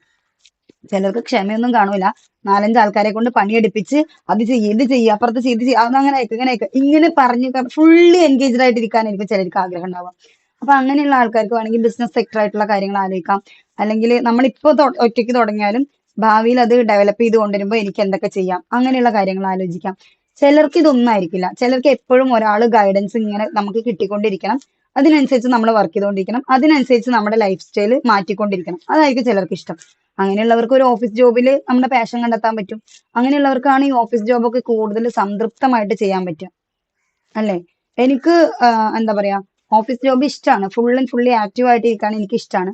പക്ഷെ അതേസമയം എന്നെ മാനേജർമാർ മീറ്റിംഗിൽ ചീത്ത പറഞ്ഞാൽ എനിക്ക് ടെമ്പർ തെറ്റും, ശരിക്കും നല്ല ദേഷ്യം വരും. കാരണം സിംഗിൾ ആയിട്ട് പറഞ്ഞാൽ കുഴപ്പമില്ല, മീറ്റിംഗിൽ പറഞ്ഞു കഴിഞ്ഞാൽ എനിക്ക് കലിപ്പാവും. അത് കഴിഞ്ഞിട്ട് പിന്നെ മാനേജർ എന്തെങ്കിലും തെറ്റ് ചെയ്താൽ, സാധാരണ സബോർഡിനേറ്റ്സ് ഒരിക്കലും ചെയ്യാൻ പാടില്ലാത്ത കാര്യമാണ് മാനേജേഴ്സിന്റെ കയ്യിൽ ഒരു ഫോൾട്ട് വന്നു കഴിഞ്ഞാൽ അത് അവരെ പോയിട്ട് പറയാ എന്നുള്ളത്. ഓക്കെ, ഞാൻ അടുത്ത മീറ്റിംഗിൽ ഞാൻ അതെടുത്തിട്ട് വലിച്ചിട്ട് കാച്ചു, നല്ല കണക്കിന് പറയും ഞാൻ. നിങ്ങളൊക്കെ കാരണം കൊണ്ടാണ് നമ്മൾ ഈ അനുഭവിക്കുന്നത്, കസ്റ്റമേഴ്സ് അത് പറഞ്ഞു ഇത് പറഞ്ഞു, മാനേജറെ പറഞ്ഞിട്ട് നടന്നാൽ പോരെ, ഞങ്ങളുടെ ചീത്ത പറയാൻ 4 നാക്കുണ്ടല്ലോ എന്നൊക്കെ പറയും ഞാൻ. അപ്പൊ ആ ഒരു ഹാബിറ്റുള്ള ആൾക്കാർക്ക് പറഞ്ഞിട്ടുള്ള പണിയല്ല. പക്ഷെ അൽഹംദുലില്ലാ നമ്മുടെ മാനേജർമാരും നമ്മുടെ മറ്റേ ബോർഡ് ഓഫ് ഡയറക്ടേഴ്സ് ഒക്കെ അടിപൊളിയായതുകൊണ്ട് നമ്മൾ എന്ത് പറയുന്നത് കേട്ടിട്ട് ഇപ്പോഴും വിളിക്കാറുണ്ട്. പക്ഷെ എനിക്ക് ഇഷ്ടമില്ലാത്തതുകൊണ്ട് ഞാൻ ആ ഒരു ഫീൽഡ് ചൂസ് ചെയ്തില്ല എന്നുള്ളൂ. ഓക്കെ, അപ്പൊ നിങ്ങൾ തീരുമാനിക്കുക നിങ്ങളുടെ പാഷൻ എന്താന്നുള്ളത് എഴുതി വെക്കുക. അതിൽ നിന്ന് ഫൈൻഡ് ഔട്ട് ചെയ്യുക, വെട്ടി നിങ്ങൾക്ക് ട്രൈ ചെയ്ത് നോക്കണ്ടെന്ന് 1 2 കാര്യങ്ങൾ, 3 4 5 കാര്യങ്ങൾ ഉണ്ടെങ്കിൽ 5 കാര്യങ്ങൾ നോക്കുക, ട്രൈ ചെയ്ത് നോക്കുക. ഓക്കെ അല്ലാത്തത് വെട്ടുക. ഫൈനലി നിങ്ങൾക്ക് കണ്ടെത്താൻ പറ്റുന്ന ഒന്നുണ്ടാവും, ആ ഒന്നില് കണ്ടിന്യൂ ചെയ്ത് പോവാം. ഗ്രാജുവലി ചെയ്യുമ്പോൾ മടുക്കാതിരിക്കും. ഓക്കെ ഓക്കെ, പിന്നെ ഇനി ആർക്കെങ്കിലും വേറെ ആർക്കെങ്കിലും മക്കളെ നിങ്ങൾക്ക് ക്ലാസ് ഉപകാരപ്പെട്ടോ? നിങ്ങൾ ഓക്കെ ആയിരുന്നോ? ഇങ്ങനെ കാട്ടുന്നു. ക്ലാസ് വളരെ ഉപകാരപ്പെട്ടു. നമ്മൾ ലൈഫിൽ വരുത്തേണ്ട മാറ്റങ്ങളെ പറ്റിയിട്ട് തന്നെയാണ് പറഞ്ഞത്. ഇപ്പോൾ ഇതൊക്കെ നമുക്കിങ്ങനെ ഫീൽ ചെയ്യും, പക്ഷെ എന്താ പറയാ, അത് ചെയ്യാൻ കഴിയില്ല. അപ്പോൾ ഇതിലിപ്പോൾ പറഞ്ഞില്ലേ, നമ്മൾ ഏറ്റവും മറ്റുള്ളവരുടെ നിന്ന് പോസിറ്റീവായിട്ടുള്ള കാര്യങ്ങൾ എടുക്കുക, പിന്നെ അതുപോലെ നമ്മൾ നമുക്ക് നമ്മളൊരു വാല്യൂ കൊടുത്തിട്ട് അതിന് വേണ്ടിയിട്ട് ചെയ്യുക, അതൊക്കെ ശരിക്കും പറഞ്ഞാൽ നല്ലത് തന്നെയാണ് കേട്ടോ. പക്ഷെ എന്താ പറയാ, എനിക്കെന്ന് പറയുമ്പോഴേ ഞാൻ എന്തെങ്കിലുമൊക്കെ ചെയ്യണം എന്നൊക്കെ ഉണ്ടാവും. പക്ഷെ എൻ്റെ ഹസ്ബൻഡിന്റെ മക്കളുടെ കാര്യമല്ല കേട്ടോ, പക്ഷെ വേറെ ആരെങ്കിലുമൊക്കെ അതിന് എന്തെങ്കിലും ഓപ്പോസ് ചെയ്തിട്ട് പറയുമ്പോൾ അപ്പൊ എനിക്ക് ഭയങ്കര ടെൻഷൻ ആയിരിക്കും. അപ്പൊ ഞാൻ അത് അങ്ങനെ ഡ്രോപ്പ് ഒന്നാമത്തെ ചെയ്തിട്ട് കാര്യമില്ലേ, നമ്മുടെ ലൈഫില്ലേ ഒരാളെയും കയ്യിൽ നമ്മൾ കൊടുക്കരുത് കേട്ടോ. ഒരാളെയും കയ്യിൽ സീരിയസ്ലി. ഇപ്പൊ ഞാൻ സൈക്കോളജി പഠിക്കാൻ വേണ്ടിയിട്ട് എൻ്റർ ആവുന്ന സമയത്ത് ഒരിക്കലും ഞാൻ ഇത് പഠിക്കാൻ വേണ്ടിയിട്ടല്ല നിന്നുണ്ടായിരുന്നത്. എന്റെ മൈൻഡിന് റിലീഫ് എന്നുള്ള ഒരു രീതിയിലോട്ടാണ് ഞാൻ ഇതിനെ ഇൻഡെപ്തിലേക്ക് ഇറങ്ങിയിട്ടുണ്ടായിരുന്നത്. അപ്പൊ അല്ലാണ്ട് ഞാൻ കുറെ സൈക്കോളജി പഠിച്ചിട്ടുണ്ട്. അപ്പൊ എനിക്ക് കുറച്ചും കൂടെ ഒന്നും കൂടെ ഇതിലേക്ക് നിൽക്കണം എന്നുള്ളതുകൊണ്ടാണ്, സർട്ടിഫിക്കറ്റ് ഒക്കെ വേണം എന്നുള്ള ഒരു മൈൻഡ് വന്നപ്പോഴാണ് ഞാൻ കോഴ്സിലോട്ട് എൻ്റർ ആയിരുന്നത്. ആ സമയത്ത് എന്റെ ഹസ്ബൻഡ് ഉൾപ്പെടെ പലരും എന്റെ അടുത്ത് പറഞ്ഞിട്ടാണ് നീ ഇത്രയും പഠിച്ചിട്ട് സർട്ടിഫിക്കറ്റ് അലമാരക്കകത്ത്. സീരിയസ്ലി എന്റെ വീട്ടിൽ ഒരുപാടുണ്ട് കേട്ടോ സർട്ടിഫിക്കറ്റ്. ഞാൻ സ്പോർട്സിൽ ഉണ്ടായിരുന്നു, കാരണം ഞാൻ ഭയങ്കര ആക്റ്റീവ് ആയിരുന്നു. അതുകൊണ്ട് തന്നെ എന്റെ സർട്ടിഫിക്കറ്റ് മാത്രം ഇത്ര അടുക്കിലിരിക്കുന്നുണ്ട് ഇവിടെ വീട്ടിൽ, ഇങ്ങനെ അട്ടിക്ക് വെച്ചിട്ട്. എന്റെ ഉമ്മ എടുത്ത് വെച്ചിട്ടുണ്ടായതാണ്. ഞാൻ കുറെ കീറി കളഞ്ഞിട്ടുണ്ട്, പിന്നെ കുറെ വീട്ടിൽ നിന്ന് മിസ്സായിട്ടുണ്ട്, കുറെ വീട് മാറുമ്പോ പോയിട്ടുണ്ട്, എന്താ പറയാ അലമാര മാറ്റുമ്പോൾ പോയിട്ടുണ്ട്, അങ്ങനെയൊക്കെ പോയിട്ട് പോയിന്റ് ബാക്കി തന്നെ ഇത്ര ഇരിക്കുന്നുണ്ട്. അപ്പൊ കുറെ ഞാൻ ചെയ്തിട്ടുണ്ട് എന്നുള്ളത് എനിക്ക് ഓക്കെ, ഇതൊക്കെ ഞാൻ ചെയ്തിട്ടുണ്ടായിരുന്നു എന്നുള്ളത് എനിക്ക് ഇടക്കൊന്ന് നോക്കി കാണാന്നല്ലാണ്ട് വേറെ അതുകൊണ്ട് പ്രത്യേകിച്ച് ഉപയോഗമില്ല. അപ്പൊ ഇനി ഇത് പഠിച്ച ഈ സർട്ടിഫിക്കറ്റും കൂടെ ഇവിടെ ഇരിക്കും എന്നല്ലാണ്ട് വേറൊരു ഉപയോഗം ഇല്ലല്ലോ എന്നുള്ള രീതിയിൽ എന്റെ അടുത്ത് ഒരുപാട് ആൾക്കാർ ചോദിച്ചിട്ടുണ്ട്. പക്ഷെ സീരിയസ്ലി ഞാൻ ഞാൻ ഫീ കെട്ടി ഞാൻ പഠിച്ച് ഇപ്പോഴും ഞാൻ ഏൺ ചെയ്തുകൊണ്ടിരിക്കുന്ന ഒരു പക്ഷേ ഈ ഒരു ഗ്രൂപ്പ് കാര്യങ്ങളൊക്കെ ഇപ്പൊ മുന്നോട്ട് പോകുന്ന എന്റെ സൈക്കോളജിയുടെ നോളജും കൂടെ വെച്ചിട്ടാണ്.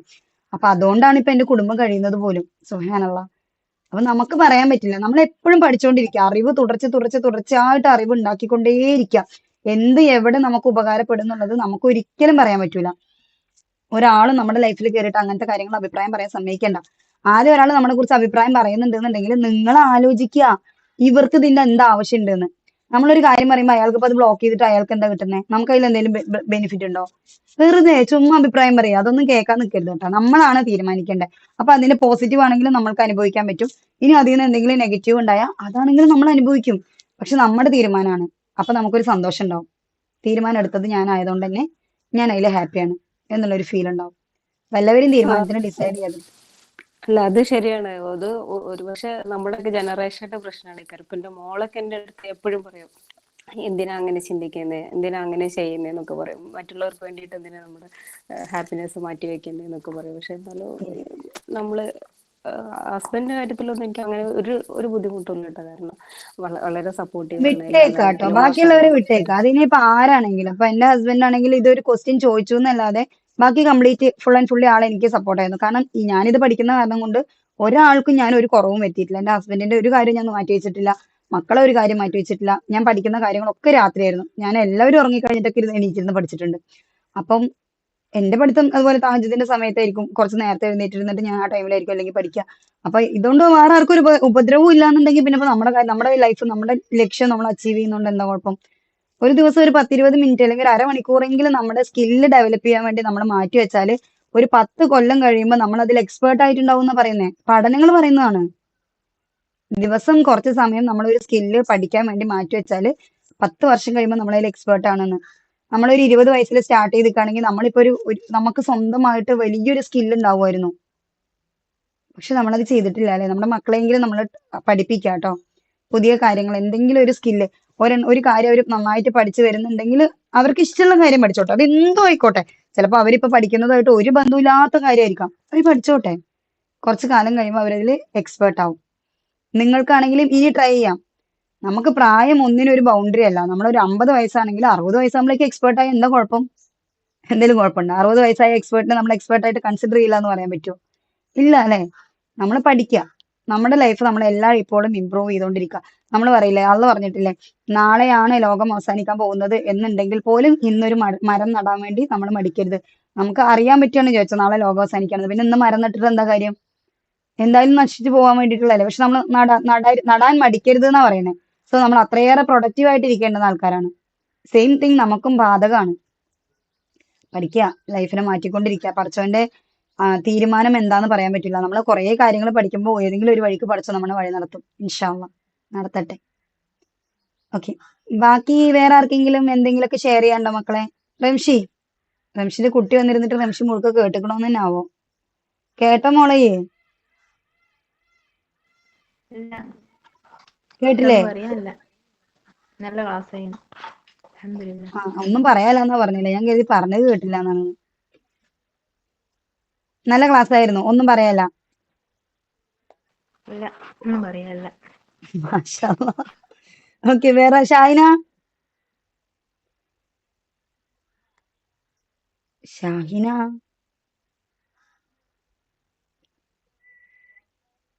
ജസ്ന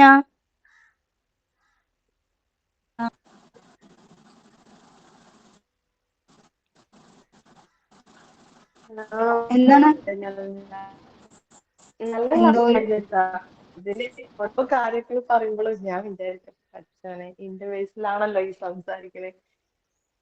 ഉം ഒരാൾ സംസാരിച്ചുകൊണ്ടിരിക്കുമ്പോ ഇപ്പൊ പറഞ്ഞ പോലെ തന്നെ എനിക്ക് എന്തോ തോന്നുകയാണെങ്കിൽ ഞാൻ അപ്പം സഡൻ എന്താ അങ്ങനെ ഇങ്ങനെ ആക്കിക്കൂടെ എന്നാ എനിക്ക് അങ്ങനെ ഒരു മെന്റാലിറ്റി ആണ് എനിക്ക്. ജസ്റ്റ് ഞാനും ഇപ്പൊ ഞാൻ അങ്ങനെയായിരുന്നു. പക്ഷെ ഞാൻ അങ്ങനെ തന്നെയായിരുന്നു. നിന്റെ അതേപോലെ ആയിരുന്നു. ഞാനിങ്ങനെ ഒരു ചെറിയൊരു സ്പാർക്ക് കിട്ടി റിയാക്ട് ചെയ്യുന്ന ടൈപ്പ് ആയിരുന്നു. പക്ഷെ ആ ഒരു ക്യാരക്ടർ ഞാൻ നിർത്തിയപ്പോഴാണ് എന്റെ ട്രൂ പൊട്ടൻഷ്യൽ എന്താണെന്ന് ഞാൻ മനസ്സിലാക്കാൻ തുടങ്ങി. ഇപ്പൊ ഞാനൊരു ചെറിയ കാര്യങ്ങൾക്ക് ആവശ്യമില്ലാത്തവർക്ക് ഉപദേശം കൊടുക്കാൻ പോകാറില്ല. ആവശ്യമുള്ളവർക്ക് മാത്രം നമ്മൾ പാത്രം അറിഞ്ഞ് വിളമ്പോ അറിയില്ലേ, അതാണ് ഏറ്റവും നല്ലത്. സത്യാണ്. ഞാനിപ്പോ മനസ്സിലായിട്ട് ഞാൻ ഇപ്പൊ കൊറേ മിണ്ടാണ്ട് നിക്കാൻ തുടങ്ങിയിട്ടുണ്ട്. എന്നാലും എനിക്ക് നമ്മളെ സ്വഭാവമല്ലോ, പിന്നെ നമ്മള് ചെയ്യുന്നത് ശരിയല്ലാന്ന് തോന്നുമ്പോ നമ്മളെ തന്നെ വേണ്ട യെസ്. സംസാരിക്കണ്ട എന്നുള്ളൊരു ബേസില്. പിന്നെ ഓക്കേ. മുമ്പൊക്കെ ഞാന് പറഞ്ഞ പോലായിരുന്നു, നമുക്കും വേണ്ടിയല്ല ജീവിതം. കുടുംബം എന്ന് പറഞ്ഞാൽ നമ്മളാണ്, മക്കള് ഹസ്ബൻഡ് എന്ന് പറഞ്ഞാൽ നമ്മളെ ലൈഫ് തന്നെയാണ്. അതാണല്ലോ നമ്മളൊരു സന്തോഷം. പക്ഷെ പണ്ടും ഇപ്പൊക്കെ പറഞ്ഞ നമുക്ക് സ്വന്തമായിട്ട് ഒരു സന്തോഷത്തിന് വേണ്ടി ജീവിച്ചിട്ടില്ല. അവരൊക്കെ സന്തോഷമാണ് നമ്മളെ സന്തോഷം. അങ്ങനെയല്ല, പക്ഷെ ലൈഫിൽ അങ്ങനെയല്ല. അത് നമ്മളില്ലേ, നമ്മള് വീട്ടമ്മമാര് കണ്ടുപിടിക്കുന്ന, അതായത് പടച്ചോൻ നമ്മുടെ ഉള്ളിൽ അത്രയും കാരുണ്യം ഇട്ട് തന്നിട്ടുള്ളതുകൊണ്ട് നമ്മൾ കണ്ടുപിടിക്കുന്ന, അല്ലെങ്കിൽ നമ്മൾ കണ്ട് ശീലിച്ച് വളർന്നിട്ടുള്ള ഒരു കാര്യം മാത്രമാണ്. പക്ഷെ ശരിക്കും മറ്റൊരാളുടെ സന്തോഷമല്ല നമ്മുടെ സന്തോഷം. അതൊരു ടെമ്പററി സൊല്യൂഷൻ മാത്രമാണ്. നമ്മുടെ സന്തോഷം മാത്രമാണ് നമ്മുടെ എനിക്ക് സന്തോഷം. മനസ്സിലായി, സത്യമാണ്. അതെനിക്ക് മനസ്സിലായി. ഒരു ടൈം എത്തിയപ്പോ എനിക്ക് മനസ്സിലായി എന്റെ സന്തോഷം ഇത് മാത്രമല്ല. എനിക്ക് ആ യെസ്. സന്തോഷത്തിന് ഞാൻ തന്നെ സമയം കണ്ടെത്തണം എന്നുള്ളൊരു പാഠം അതെ. എനിക്ക് വലിയൊരു പാഠം കിട്ടി. നമ്മുടെ ലൈഫിൽ നമ്മൾ സന്തോഷമായി, നമ്മൾ ഇൻഡിപെൻഡന്റ് ആയി, നമ്മൾ സ്ട്രോങ് ആയി നിന്നാൽ മാത്രം. ഈ ഇൻഡിപെൻഡന്റ് ആവുക എന്ന് പറയുമ്പോൾ പലപ്പോഴും പലരും വിചാരിക്കുന്നതാണ് കേട്ടോ, ജോലി ഉണ്ട്, പൈസ ഉണ്ടാക്കിയാൽ മാത്രം ഇൻഡിപെൻഡന്റ്. അങ്ങനെയല്ല. നിങ്ങൾക്ക് ഒരു സാഹചര്യം വന്ന് നിങ്ങൾ സ്വന്തമായിട്ട് ജീവിക്കാനുള്ള കഴിവ് നിങ്ങൾക്ക് ഉണ്ടെങ്കിൽ നിങ്ങൾ ഇൻഡിപെൻഡന്റ് ആയി. ഓക്കെ.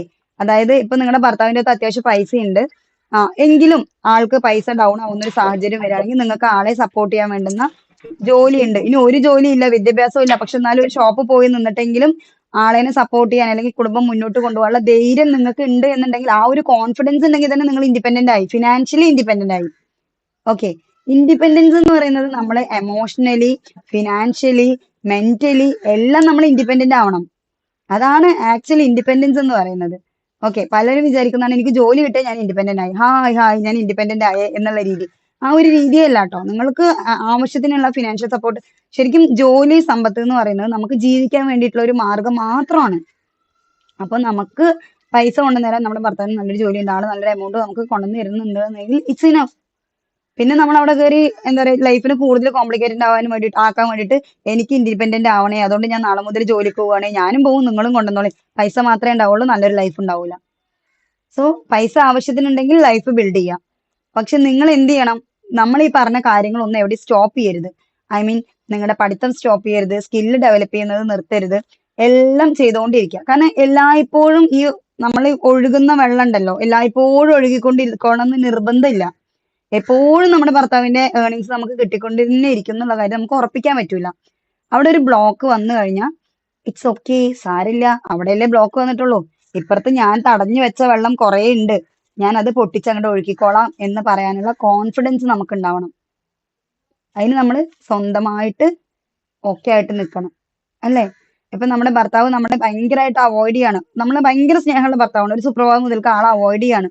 ഇനി എനിക്കൊന്നുമില്ല, എനിക്ക് വീട്ടിൽ പോകാൻ പറ്റൂല, എന്നെ ആരും നോക്കാനില്ല, ഞാൻ ഈ അവഗണനയൊക്കെ സഹിക്കണം, ആളോട് എതിർത്ത് പറയാൻ പോലും പേടിയാണ്, കാരണം വേറെ ആരും സപ്പോർട്ടിനില്ല എന്നുള്ള സാധനം. പക്ഷെ നമ്മൾ എമോഷണലി മെന്റലി സ്ട്രോങ് ആണെന്നുണ്ടെങ്കിൽ നമ്മൾ ഇതിന് ബേജാറാവാതെ ഫേസ് ചെയ്ത് സൊല്യൂഷൻ കണ്ടുപിടിക്കും, ഇല്ലേ? അതാണ് മെന്റൽ ഇൻഡിപെൻഡൻസ് എന്ന് പറയുന്നത്. എമോഷണലി സ്റ്റേബിൾ ആയിരിക്കുക, എമോഷണൽ ഇൻഡിപെൻഡൻസ് ഉണ്ടാവുക. അതായത് നമ്മുടെ ശരീരത്തെ നമ്മൾ വേണ്ട പോലെ ഉപയോഗപ്പെടുത്തിയില്ല എന്നുണ്ടെങ്കിൽ അത് അതിന്റെ ഇഷ്ടത്തിന് പ്രവർത്തിക്കാൻ തുടങ്ങും. നമ്മൾ വർക്കൗട്ട് ചെയ്യാൻ പറയുന്നത് ബാക്കിയുള്ളതൊക്കെ അതുകൊണ്ടാണ് ഈ ഇൻസുലിൻ റെസിസ്റ്റൻസ് വരുന്നത്, പൊണ്ണത്തടി വരുന്നത്, ആരോഗ്യ പ്രശ്നങ്ങൾ വരുന്നത്, ലൈഫ് സ്റ്റൈൽ ഡിസീസസ് വരുന്നത് ഒക്കെ എന്താണ്, നമ്മൾ അതിനെ വേണ്ട പോലെ ഉപയോഗിക്കാത്തതുകൊണ്ട് അത് എന്താ പറ്റി, അത് അതിന്റെ ഇഷ്ടത്തിന് സ്വയം പ്രവർത്തിക്കാൻ തുടങ്ങി. അപ്പൊ എന്തായി, നമുക്ക് രോഗങ്ങൾ വരാൻ തുടങ്ങി.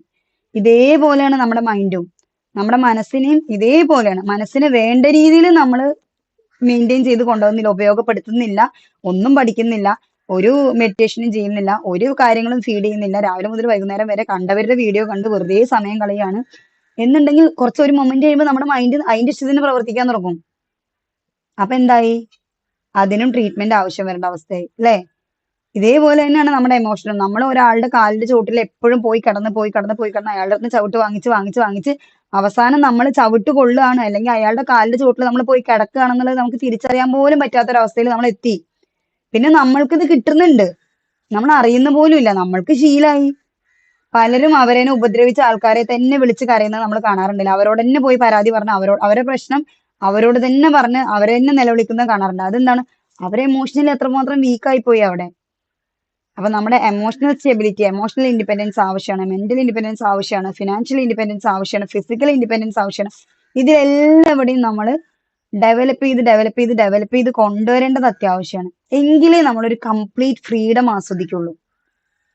നമ്മുടെ ശരീരം നമുക്ക് ഇഷ്ടത്തിന് മൂവ് ചെയ്യാൻ പറ്റുന്നുണ്ട്, അവിടെ നമ്മളൊരു ഫ്രീഡം ആസ്വദിക്കുന്നുണ്ട് അല്ലെ? 2 തവണ കൈക്കോട്ടെടുത്ത് കളയ്ക്കുമ്പോഴേക്കും നമ്മൾ ചാവാൻ വയ്യാണ്ട് കിടക്കുകയാണെന്നുണ്ടെങ്കിൽ നമുക്ക് അവിടെ ഫ്രീഡം ഉണ്ടോ? ഇല്ല അല്ലെ? നമ്മള് എന്തെങ്കിലും ഒരു കാര്യം കേൾക്കുമ്പോഴേക്കും നമ്മള് കരഞ്ഞ് ഡിപ്രഷൻ അടിച്ച് പണ്ടാരടങ്ങാന്ന് പറയും നമ്മുടെ നാട്ടില്. ഒരു ടോക്കാണ് കേട്ടോ അത്. ആ ഒരു അവസ്ഥയിലാണ് നമ്മൾ കിടക്കുകയെന്നുണ്ടെങ്കിൽ നമുക്ക് അവിടെ എമോഷണൽ മെന്റൽ സ്റ്റെബിലിറ്റി ഉണ്ടോ? മെന്റൽ ഫ്രീഡം ഉണ്ടോ? നമ്മളെ ഒരാൾ എപ്പോഴും കൺസിസ്റ്റന്റ് ആയിട്ട് ഉപദ്രവിച്ചുകൊണ്ടിരിക്കുന്നുണ്ട്, നമ്മൾ അവരുടെ അടുത്ത് വീണ്ടും വീണ്ടും വീണ്ടും പോയിട്ട് ഈ ഉപദ്രവമൊക്കെ ഏറ്റുവാങ്ങിക്കൊണ്ടിരിക്കുകയാണെന്നുണ്ടെങ്കിൽ നമുക്ക് അവിടെ എമോഷണൽ ഫ്രീഡം ഉണ്ടോ? ഇതൊന്നും ഉണ്ടാവുന്നില്ല. ഇതൊക്കെ നമ്മൾ ഫൈൻഡ് ഔട്ട് ചെയ്ത് സൊല്യൂഷൻ കണ്ടെത്തി ലൈഫിനെ പയ്യെ പയ്യെ പയ്യെ മാറ്റി കൊണ്ടുവരേണ്ടതാണ്. ഇപ്പൊ ക്ലിയർ ആയിട്ടുണ്ടാവും എന്ന് വിചാരിക്കുന്നു. ഇനി ഞാൻ പറഞ്ഞു വന്നിട്ടുണ്ടായിരുന്ന പോയിന്റ് ഏകദേശം ഓക്കെ ആണെന്ന് കരുതണം കേട്ടോ. ഷാഹിന ഓക്കെ ആണോ മുത്തേ? ഓക്കെ. നമുക്ക് കുറച്ച് സംസാരിക്കണമല്ലോ, പക്ഷെ ഭാഷ മനസ്സിലാക്കാണ്ട്. മോള് പറഞ്ഞോടാ.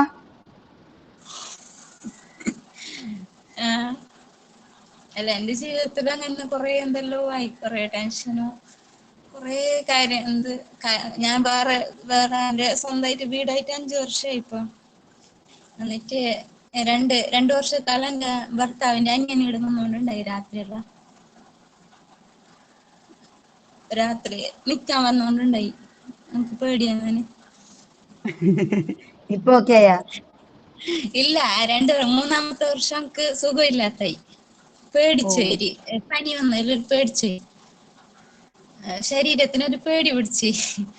അപ്പൊ ആ സമയത്ത് ഓനക്കൊരു ജോലിയും കിട്ടി കാഞ്ഞങ്ങാട്. അപ്പൊ ഓന് അങ്ങോട്ട് മാറി. അതേ സമയത്തായി ഞാനിവിടെ ഒറ്റക്കായി വീട്ടിൽ. എനിക്ക് പേടിന്റെ അസുഖം വെക്കും. ആകെ ഒരു ടെൻഷനായിട്ട് പിന്നെ നല്ലോണം പേടിയാഞ്ഞ്. എന്ത് പറയാൻ പറ്റുന്നില്ല. എല്ലാം കണ്ടതെല്ലാം പേടി തന്നെ. ഇപ്പൊ മരിക്കുന്ന പോലെ പേടിയാഞ്ഞ്. എല്ലാത്തിനും മരണമായിട്ട് ഇങ്ങനെ മുമ്പിൽ വരും. പിന്നെ ഭർത്താവിനെ ഗൾഫിന്ന് നാട്ടിലൊക്കെ തന്നെ വരുത്തിച്ച്. പിന്നെ അതില് 6 മാസം വന്നു ഭർത്താവ് എന്റെ അടുത്ത്. പിന്നെ അതില് ജോലി ക്യാൻസലായി ഭർത്താവിന്റെ. പിന്നെ അതിന്റെ ദേഷ്യം എന്നോടായി. നിന്റെ ഇങ്ങനെ ഒരു ജോലി ഇല്ലാതെ വീട്ടിലിരുന്നിട്ടാകുമ്പോ ഒരു ദേഷ്യം വരുമല്ലോ. എല്ലാണ്ട് കേൾക്കുന്നില്ലേ? കേക്കുന്നുണ്ടടാ. അങ്ങനെ കുറെ ടെൻഷനിൽ തന്നെ. എല്ലാ കാര്യവും ടെൻഷനാ എനിക്ക്. നിക്കാൻ ഒരാളില്ല, എന്റെ വീട്ടില് നിക്കാൻ ആളില്ല. ഭർത്താവിനെ അയച്ചാൽ നമുക്ക് കഴിയുന്നില്ല. എന്തോ ഒറ്റപ്പെട്ട പോലെ. ഭർത്താവിന്റെ വീട്ടിൽ 5 അനിയന്മാരോ ഭാര്യമാരുണ്ട്, പക്ഷെ ആരും സഹായത്തിന് വരുന്നില്ല. ഞാനൊരു കാര്യം പറയട്ടെ, സ്വന്തമായിട്ട് ഒരു വീട് ഉള്ള ഒരാൾക്ക് സേഫ്റ്റിക്ക് വേണ്ടിയിട്ട് വേറൊരാളുടെ സഹായത്തിന്റെ ആവശ്യമില്ല. നിങ്ങൾക്ക് ഈ പേടി എന്ന് പറയുന്ന സംഭവം ഉണ്ടല്ലോ, സ്വന്തമായിട്ട് നിങ്ങൾക്ക് ഒരു താമസിക്കാൻ ഒരു ഷെൽട്ടർ ഉണ്ട്. നമുക്ക് എന്തിനാണ് ഷെൽട്ടർ? വീട് എന്തിനാണ്? നിർഭയത്തോടു കൂടെ താമസിക്കാൻ വേണ്ടിയിട്ടാണ്. സ്വന്തമായിട്ട് അല്ല, ഒരു വീട് നിങ്ങൾക്ക്. കുട്ടികൾ ചെറുതാണ്. കുറച്ചൊരു 7 വയസ്സും 5 വയസ്സിന്റെ ഒരു ചെറിയ പ്രായം. ഓക്കെ, പോയാ പോയാ സൗണ്ട് കേൾക്കുന്നില്ലല്ലോ. നെറ്റ്വർക്ക് ഇഷ്യൂ ഉണ്ടോ? ഞാൻ പറയുന്നത് കേൾക്കുന്നുണ്ടോ മക്കളെ? ഓഡിബിൾ ആണോ?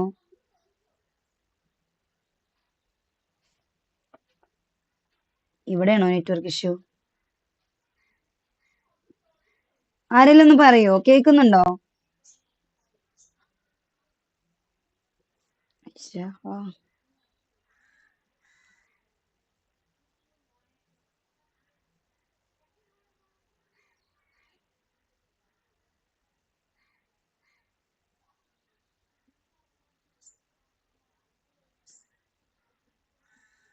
കേക്കുന്നുണ്ടോ ഞാൻ പറയുന്നത്?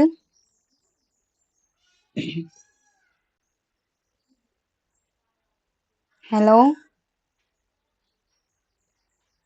ഇതെന്ത് പറ്റി?